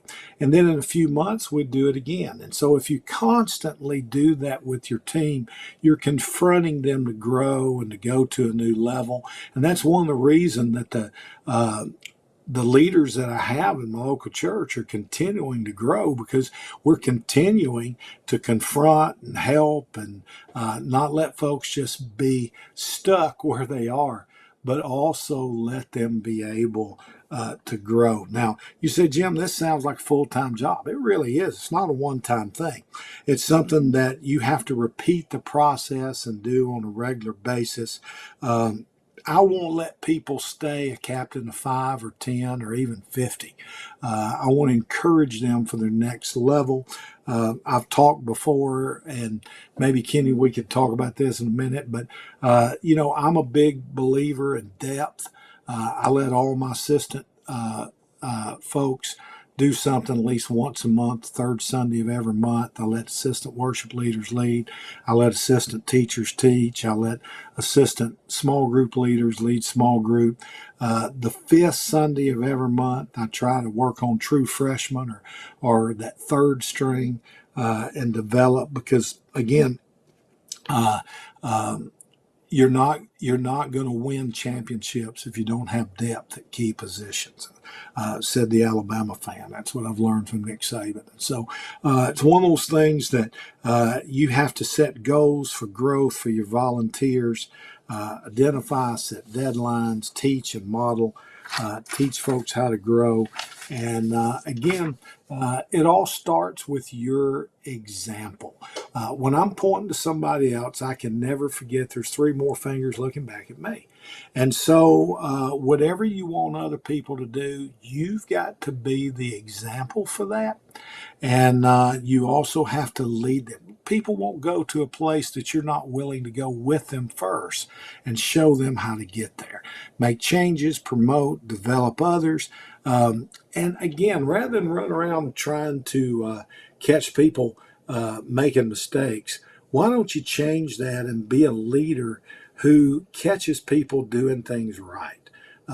I've found that when I show people what they're doing right more than what they're doing wrong, they'll listen to me when I point out the stuff that needs improvement, needs changing and doing. And so that's how I parent, that's how I lead in ministry.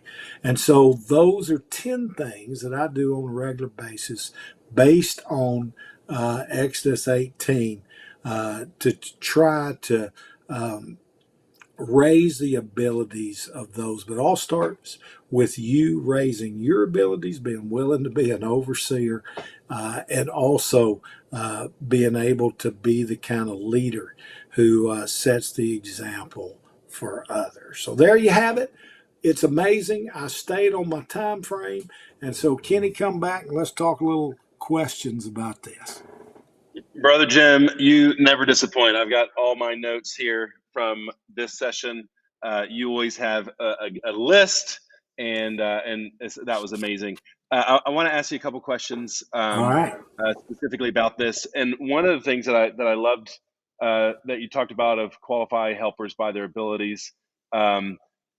Sometimes we find ourselves in over an area that maybe we're not necessarily an expert in. Like maybe you're a family ministry pastor, you grew up in children's ministry world, you're not a youth guy, you're not a youth girl. Yeah. What are some practical ways that you can raise the ability of those that you lead when you're not the expert in that area? Like what are some key ways that you can help them grow? The number one way is, one of the things that I started realizing on onboarding is we just grab folks and just turn them loose and coming up with stuff. And I like to talk to people about what they enjoy doing, what they like to do. And, every job that I've ever had, there's a probation period, those 90 days that before the vacation kicks in and all that stuff.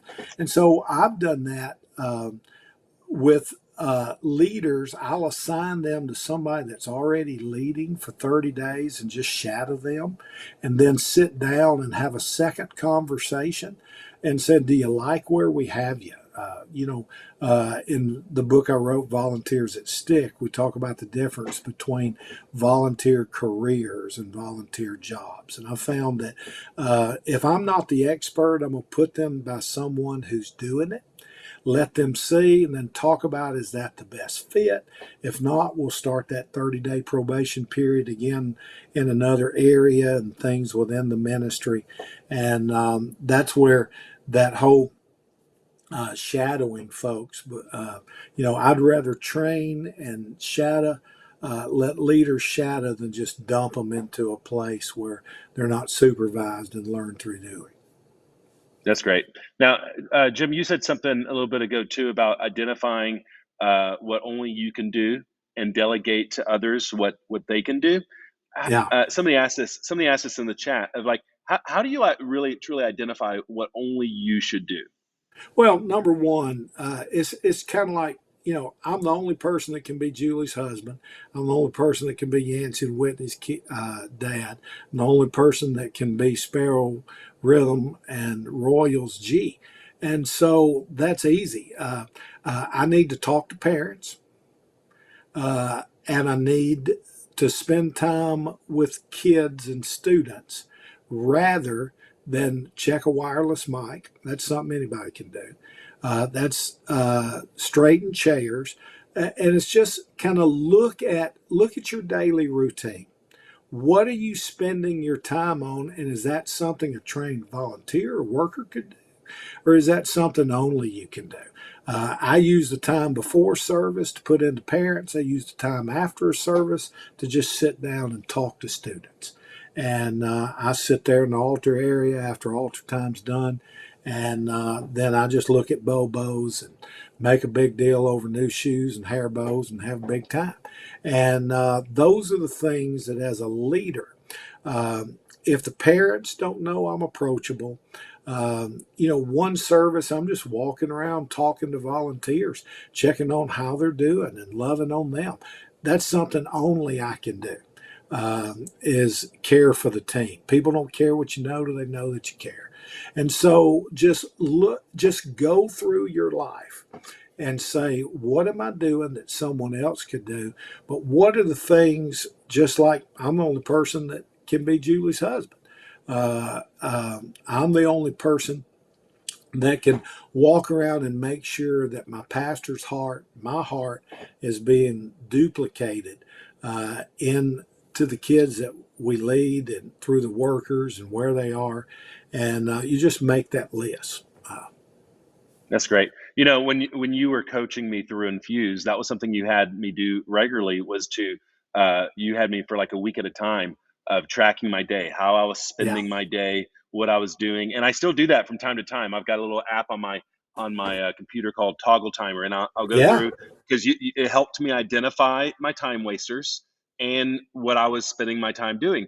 And even the best of us, we drift or we get distracted and those things. And I think that probably was what will help us identify the things that I shouldn't be doing versus the things that I should be doing. Yeah, Beat the Clock is actually in the back of Beat the Clock. It has two different scenarios of two different churches I worked at, what my week looked like. And it kind of gives you a good comparison of that.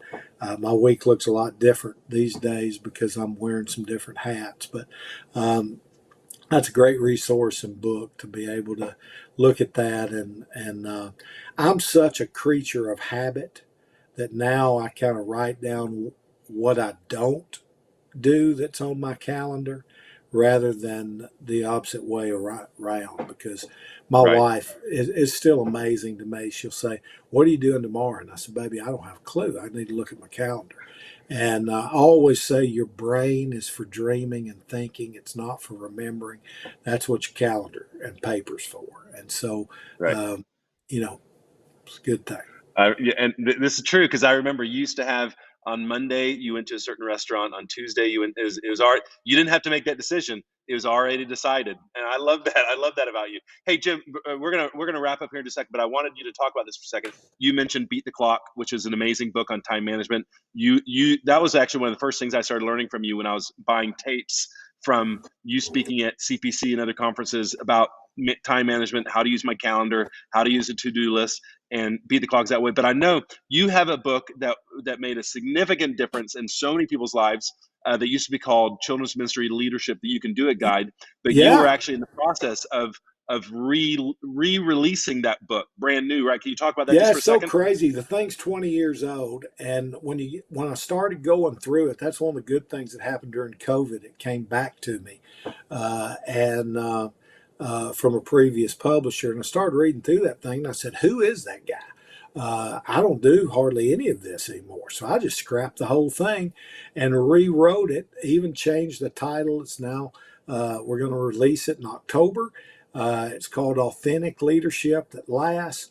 It's been totally redone, and you'll notice a few lists. But man, every 20 years, if you don't have anything new to add to stuff that you've published, that's a whole nother workshop we can go through. That's great. Brand new book coming out, and the other's out of print. I mean, you couldn't buy it if you want to. It's gone, and really excited. This one will be on digital as well, where the other one they never did. The other publisher never did a digital. I was out there before digital stuff was cool, and so we'll have that, and also going to do an audio book. And so really excited about that. Authentic Leadership That Lasts, and it's going to be fun. That's great. Well, Brother Jim, thank you so much. Thank you for your time. Thank you for putting into all the people who are here, the people that will watch it later. And we appreciate you so much. Man, it is an honor to be with you. And I'll be honest with you, of all the folks I've ever talked to, these guys are the most recent. That's right. Yeah. Definitely, for sure. Thank you, Brother Jim. All right. See you later. I think I got Kevin with this. I love Jim. He is. You can't help but not. It's human. Like, hey, what's Santa Claus doing in the off season? That's what I always think about Jim. First, when I first see him, but then the other part of it is, you just love the guy, man. Some of those jokes have been heard for like 2 decades, but like, and they never get old. They never get old. He is the best, man. He is the best. But yeah, man. Love it. Well, cool. This goes so great. We have one more communicator, and we're going to bring her in just a little bit. Christine Kreischer, she's a good friend. You'll know her. She wrote the book, The Volunteer Project, Stop Recruiting, Start Retaining. It's an amazing resource on how to build healthy volunteer teams, but we'll get to that in a second. I did want to say we have another one of our ministry sponsors, the conference sponsors, is Sign Presenter. It's an amazing tool and resource. A lot of people are always asking, like, you've got to, how do I get into the world of like digital signage? And people are kind of hacking that, where they're putting stuff on an SD card and stick it into TV, and they don't really have any control over it, or people are plugging computers into it. So you got like computers hidden behind walls and things like that. And actually, I first found this company when I was at your church, Kevin. I asked that question. I asked your question back then. It was called IDB.TV, and it was like a really innovative approach toward digital signage. Well, now they actually do amazing signage. Where we're launching here at Mariners. We're launching 4 campuses in 3 weeks, and they're already kind of up and running in pre-launch mode. But we do all of our display, all of our content. It's all in the cloud, so it's all manageable, and it's manageable through Fire Sticks. And so Michael, who is the founder of Sign Presenter, is leading a breakout about technology. So you definitely want to check that out. But they're also doing a giveaway. They're giving away 5 Fire Sticks. And so all you got to do, you can go to those are Amazon Fire Sticks, right? Not Amazon Fire Sticks. Okay, great. Yeah, Amazon Fire Sticks. But to get them, and I don't think any have been claimed yet. So all you have to do is go to ministryboost.org/screens. Okay, ministryboost.org/screens, and sign up for a free account. Doesn't cost anything. And I think it's the first 5 people to do it are going to get a free Fire Stick. So a $50 Fire Stick, and you can start playing around with it. You can start like seeing how this will work. I'm literally using, I think, 20 screens across this campus and all of our other congregations. And so it takes all the ease out of, I got 1 or 2 volunteers or staff that are uploading images, and then it just works in the classrooms for all of our ministries. So it's pretty awesome. So love it. You've been using that stuff for years too, and I know it was because some of that is, it's not like some of that you spend so much money on, like posters and banners, and they're good for those like 2 weeks of promotion. But because they have the date, then you're done. And so we use these, and we've had TVs that go sideways. It also helped us do countdowns across the board. Like at one point we had 9 campuses, and like all the doors for kids ministry was opening at the same time, because you can do the countdown, sending that, and it's all done. Like you can time it, you can do. It's fantastic. Like it was a game changer. I mean, I think their first year, like we were still learning it, but like, man, they've come a real long way. It's super helpful to go in and be creative and to be able to share it. And it's like, it's done, like you said, it's done through Fire Sticks and some of these other things, just Wi-Fi. And you can do that anywhere you've got Wi-Fi. Like if you want to, signage stuff outside, it's fantastic. So it's really, really been helpful for us as well, to make sure that there's alignment and clarity and quality across, campuses, departments, different rooms. What do you want to share? All that kind of stuff. So it's fantastic. So it's great. That's great. And I really challenge people to consider, like, every time I go to a movie theater, there's usually a screen, like at my theater. Like when you go to the grocery store, there's a screen. Actually, this is the crazy part. I just saw this here. I'm in Southern California, and at the Walgreens, all the refrigerator section now, it's not glass anymore. It's an LED wall, and it tells me what Cokes are behind it or what drinks are behind it. And it prevents you from opening the refrigerator to stare at the drinks. You can look. So like we're moving to a screen world, and so you don't have to drop tens of thousands of dollars to pull this off. Like you can do this with a Roku TV, and a Fire Stick, or just a $300 TV and a Fire Stick. It's pretty amazing. So definitely check that out. ministryboost.org/screens. Sign up for a free account, and the first 5 people are going to get a free Fire Stick. And hey, if it doesn't work out, you got a Fire Stick to watch your, binge your next Netflix show, whatever that looks like. But you're definitely going to want to use it. It's pretty amazing. Yeah. Okay, it's free too. I think we're ready to kick off to our last communicator. Kevin, I'm going to let you take it from here. Yeah, great. All right, Christine, my friend, how are you? Hello. Good to see you. It's so good to see you. Thanks for being with us today. Super excited. I've got to introduce you a little bit, but I'm going to start like this. I first want to talk about Christine. I just think Christine's my friend. Like, I just want to start there because I know you got credentials, but I'm honored to say that you are a friend. We were texting. I miss seeing you and so many other people, but man, you're one of those people that are so nice and so friendly. And we were talking about this before, about people that are approachable in ministry and are just so willing to give of themselves and their ability and their talents and stuff like that. So like, if you're one of the people, if you got a problem with Christine, you're probably the problem, on that side. But it is so great to have you here. Let me tell you the world a little bit about you, because you're not one to brag about yourself. But if you don't know Christine, she's the founder of CEO of Irresistible Teams, where she serves around so many great leaders to help develop staff, volunteer cultures. You've been like executive director of ministries and multi-site stuff. We were talking about that before in Pennsylvania. You've got 20 something plus, years in ministry. And of course, Kenny mentioned your book, the Volunteer Project, which I love. Kind of side note, I teach graduate school at Liberty University. I'm the lead professor for the next Masters of Arts Next Gen. And I actually have that book in part of the curriculum. So in one of my classes, because I think it's so amazing on there. And as we were talking, like kind of fun fact, like you were telling me you haven't been able to see your son because of Canada, United States, COVID and all this stuff. And it's been a while, right? Like how long did you say it's been since you've been able to see your son?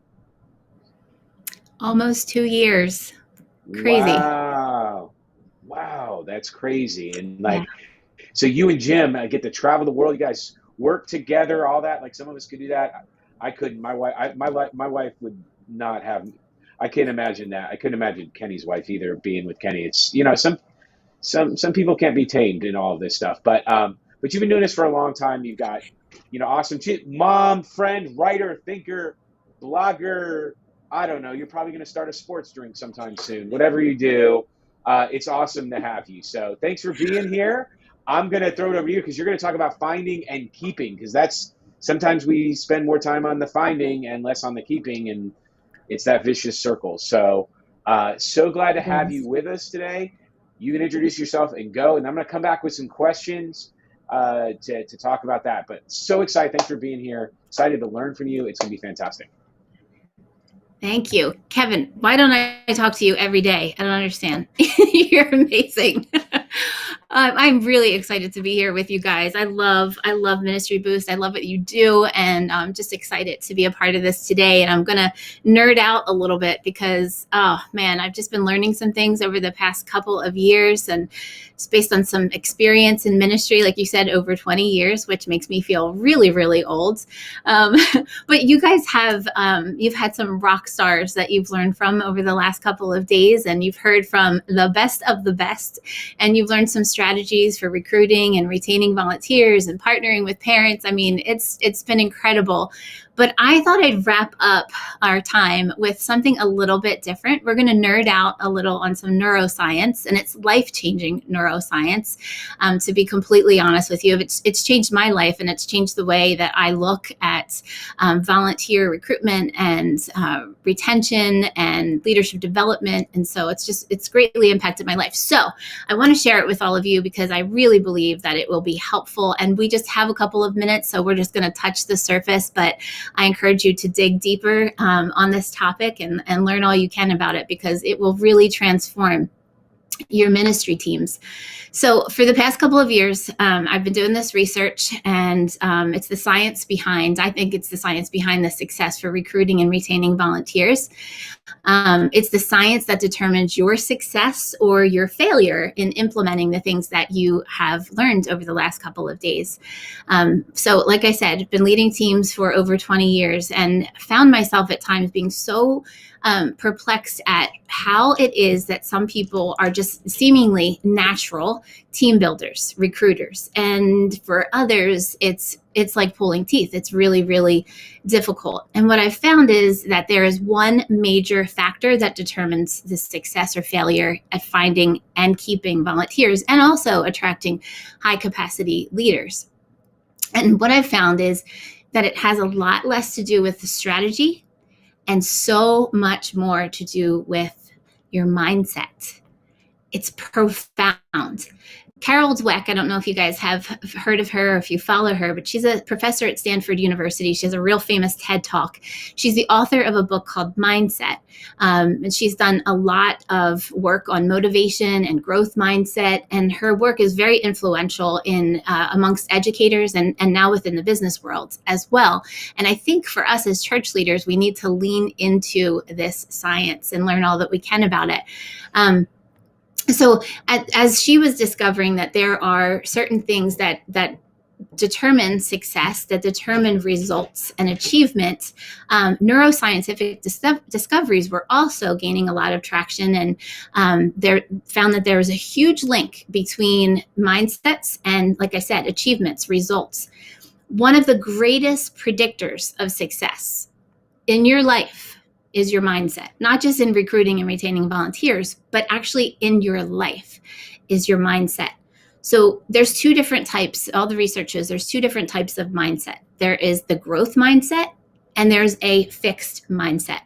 My friend recently shared with me that when you think of the growth mindset, it's kind of like a river that is constantly flowing. It's a river that sees, it's when our minds see possibilities and can go to new places and envision the future. But a fixed mindset is kind of like a stagnant pond, just kind of always staying the same. And not a lot can happen in that environment. So the research began to show that there were a lot of interventions and studies that proved that we can actually change our mindset from fixed to growth. And when we do, it leads to increased motivation and, again, achievement. And so our mindset is kind of like a set of goggles that we wear that shapes the way that we see things. So I'm going to show you, hopefully we're going to be able to pull up a graphic here. And this is from Carol Dweck. And it's a visual of a growth mindset versus a fixed mindset. Actually, if it's okay, can we have the other one first?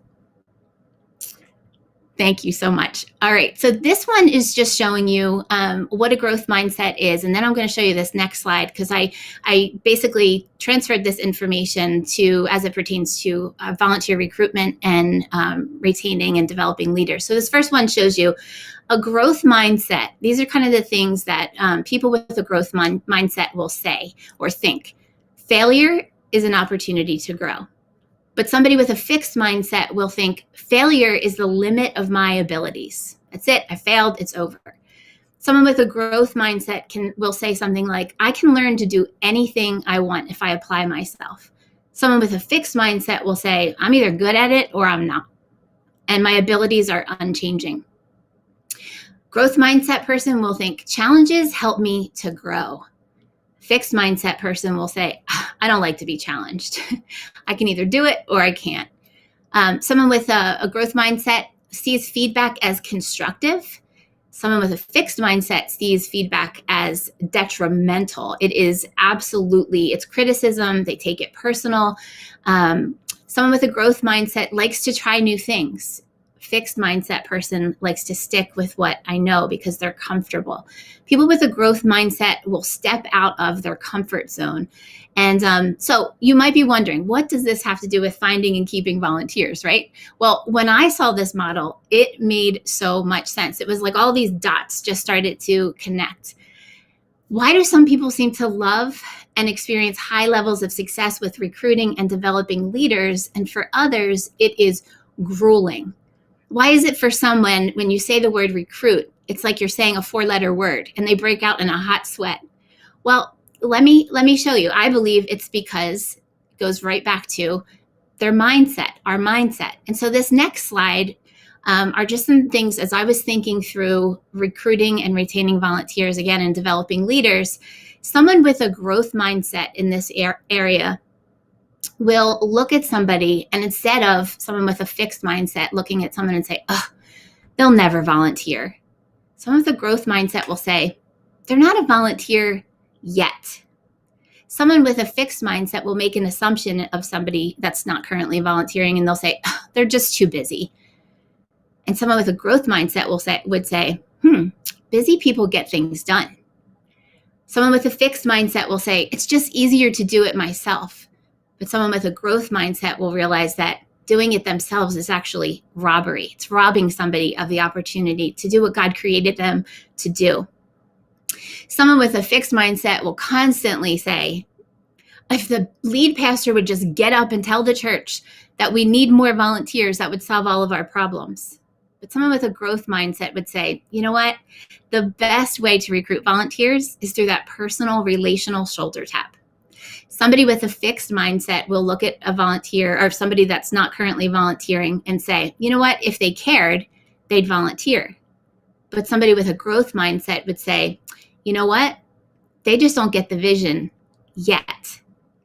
Somebody with a fixed mindset, they think in their mind, I hate being rejected. If I try to recruit one more person and they say no, I just don't know what I'm going to do. But somebody with a growth mindset will say, you know what? They're not saying no to me. It's not personal. And it's a numbers game. You know, I probably need to talk to about 10 people and get 10 no's before I get one good yes. And that's okay.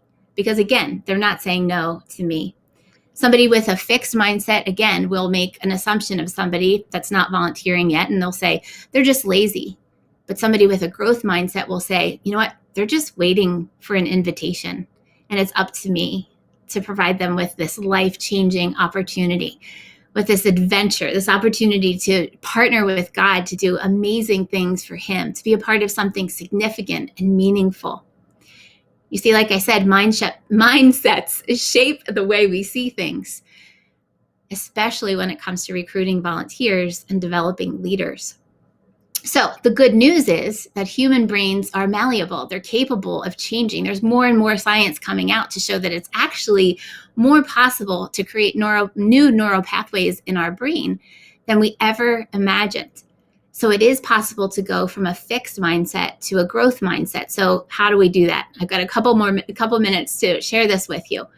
How do we go from a fixed mindset to a growth mindset? And listen, you may be watching right now and listening right now and thinking, I have a growth mindset. All of those things, that's the way that I think. Well, don't assume that of everybody on your team.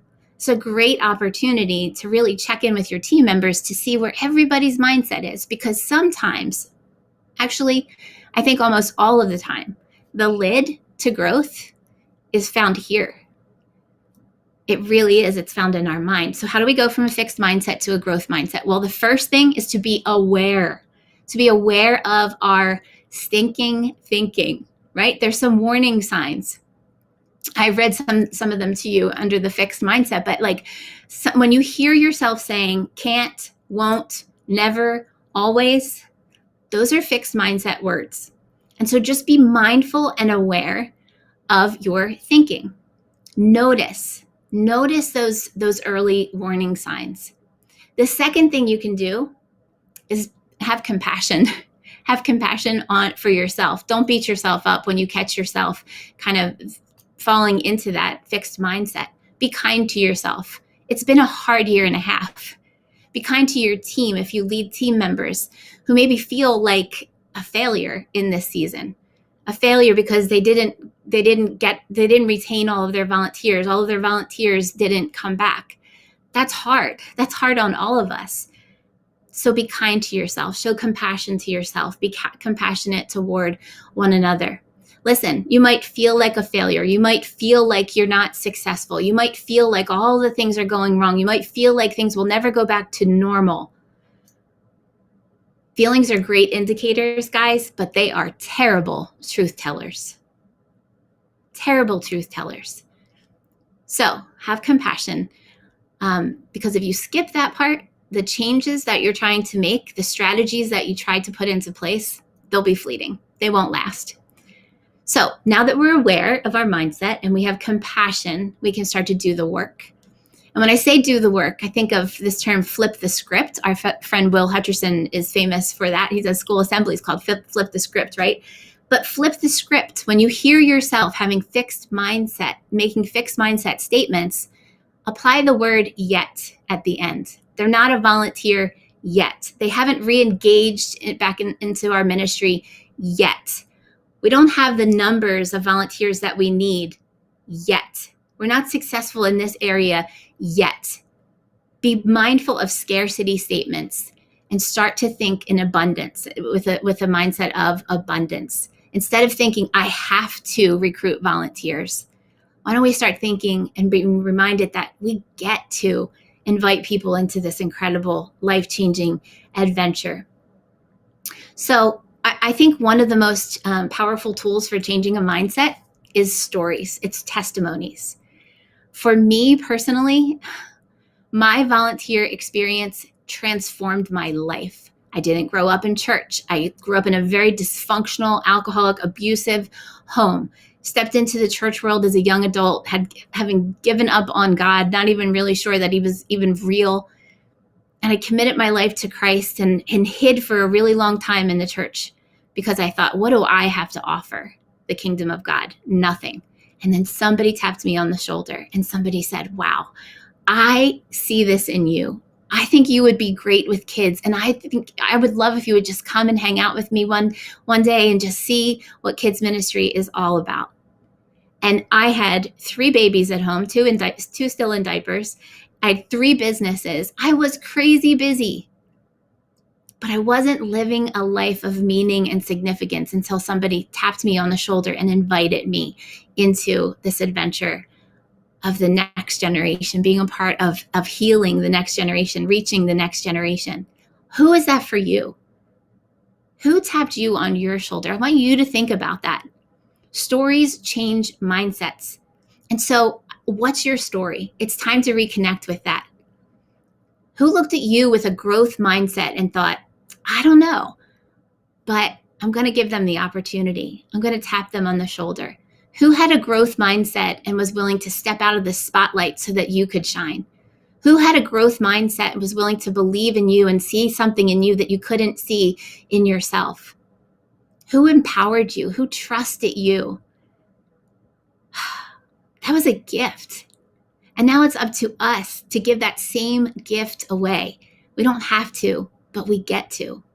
What if that person that comes to mind when I asked you who it was that tapped you on the shoulder and who it was that provided all of those things for you, what if they had a fixed mindset and they made assumptions of you and didn't give you the opportunity?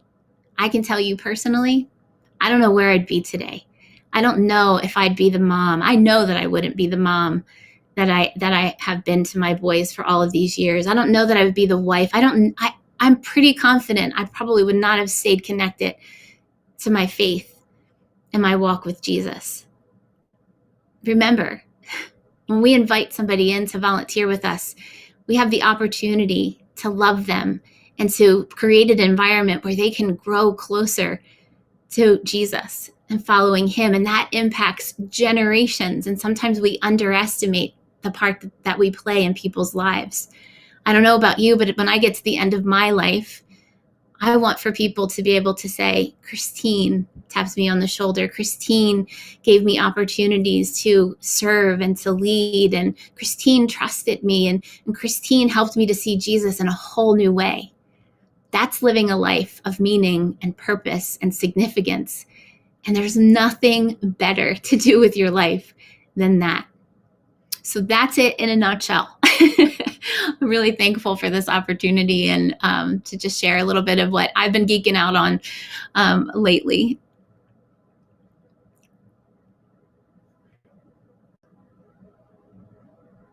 All right, there you go. I've been taking really good notes.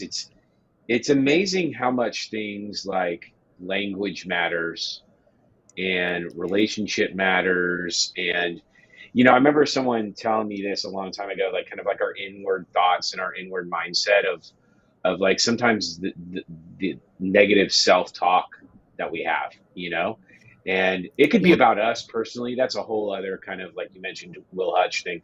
But like I also think about, like, man, we're already like defeating ourselves before we even get an opportunity. Like I've always shared with my team, like, you're saying no for someone before you even ask them the question. We say no too soon. Oh, they would never want to do that. And I get it. Yep. Like, but that negative self-talk on that and flipping the switch and stuff. One of the questions I've asked a few of our people is, okay, so I'm hearing this, I know it, I see the pictures, and I'm thinking, like, man, I need to change some of my mindset, and I need to figure out how to be appreciative. And you're asking me, oh man, who are these people who gave me that chance? And I'm like, I can tear up and think about that and be like, hey, I need to continually, like, hey, thanks for investing in me and believing in me and being part of that. And we all need to pay that forward. But the other part is just like real practical, because if you're in a ministry right now, most of us, it could be part of the pandemic, it could be part of anything else. People are hesitant at coming back, and probably it seems like, especially more in kids ministry, even more hesitant to come back and volunteer. Hey, I may come for a service, but I'm not ready to do all of that. And there's a myriad of different reasons in that. So as leaders, even that adds into the mindset, right? They may not think it's safe, or they may, all of those kind of things. It kind of adds more of those deterrents. What's something in like the next week that's like maybe super practical, that there's a leader out there saying, like, man, how do I change? Because I think, I don't want to answer my own question I'm asking, but like part of it is, we have to change that mindset first, but then we also have to help other people, and I love how you were talking about self-awareness, right? But what's maybe one or two, if you got practical things that help us change mindsets in this way?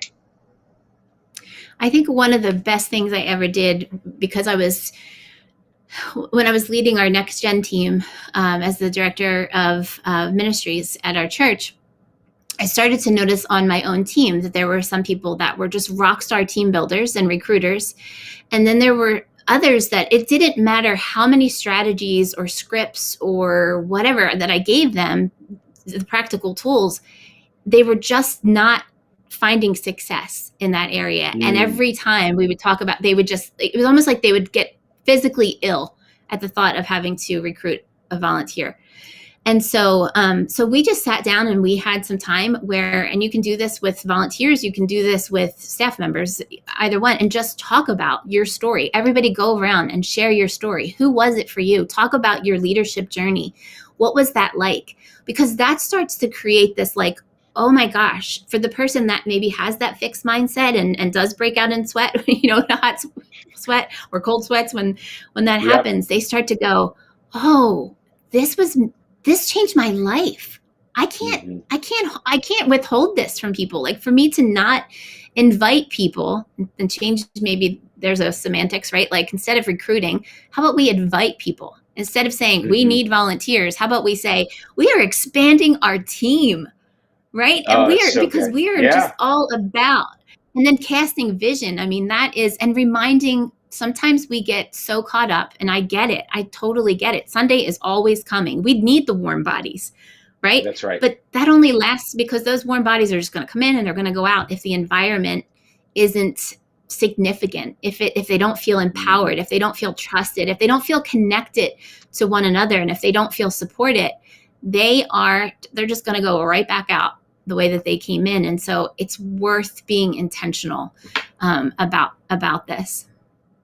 Yeah, and I think it is. It's marketing language. It's all of that, standing from the stage. And I love how you're talking about being positive, kind of like, glass half, half full instead of that, and how you approach that.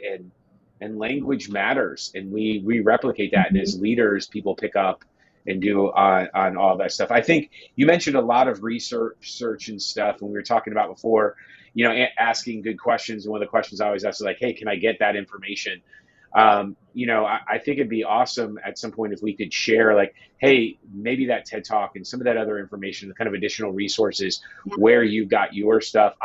All transparency, I sent you a personal email and I was like, hey, can I get the slides and get your notes and all, because I'm sitting there thinking I need to teach my team this. And part of like Ministry Boost is how do we get more efficient? I'm like, I ain't going to reinvent the wheel. I know I'm not going to add anything better to it.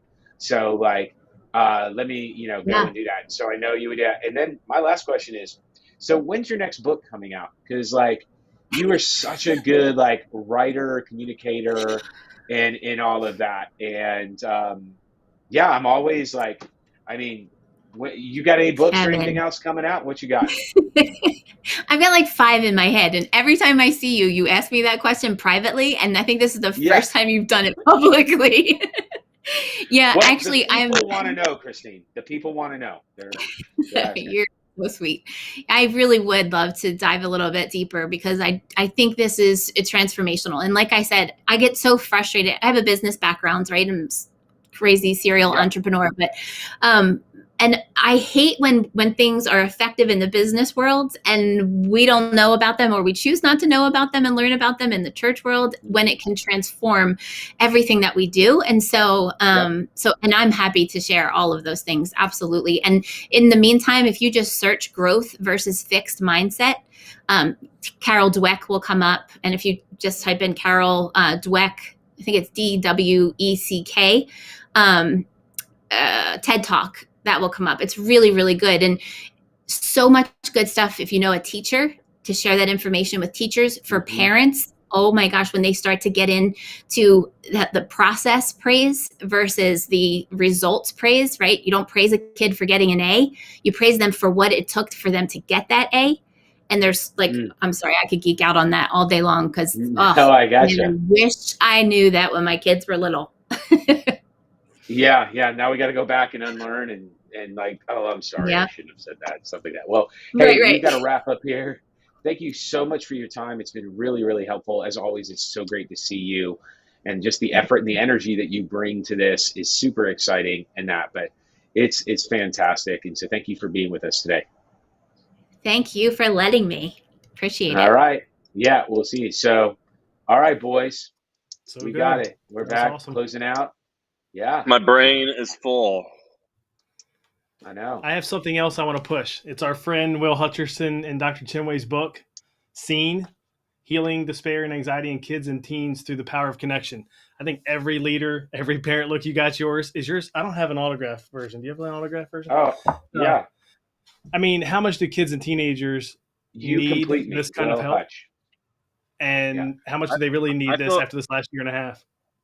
I feel really left out because Will didn't send me a book. He sent me a digital copy to read a long time ago, but he didn't send me a book. So calling out Will Hutcherson. Yeah, well. He must. It's in the mail. It's in the mail. It's at your old address last year. He knows you barely read.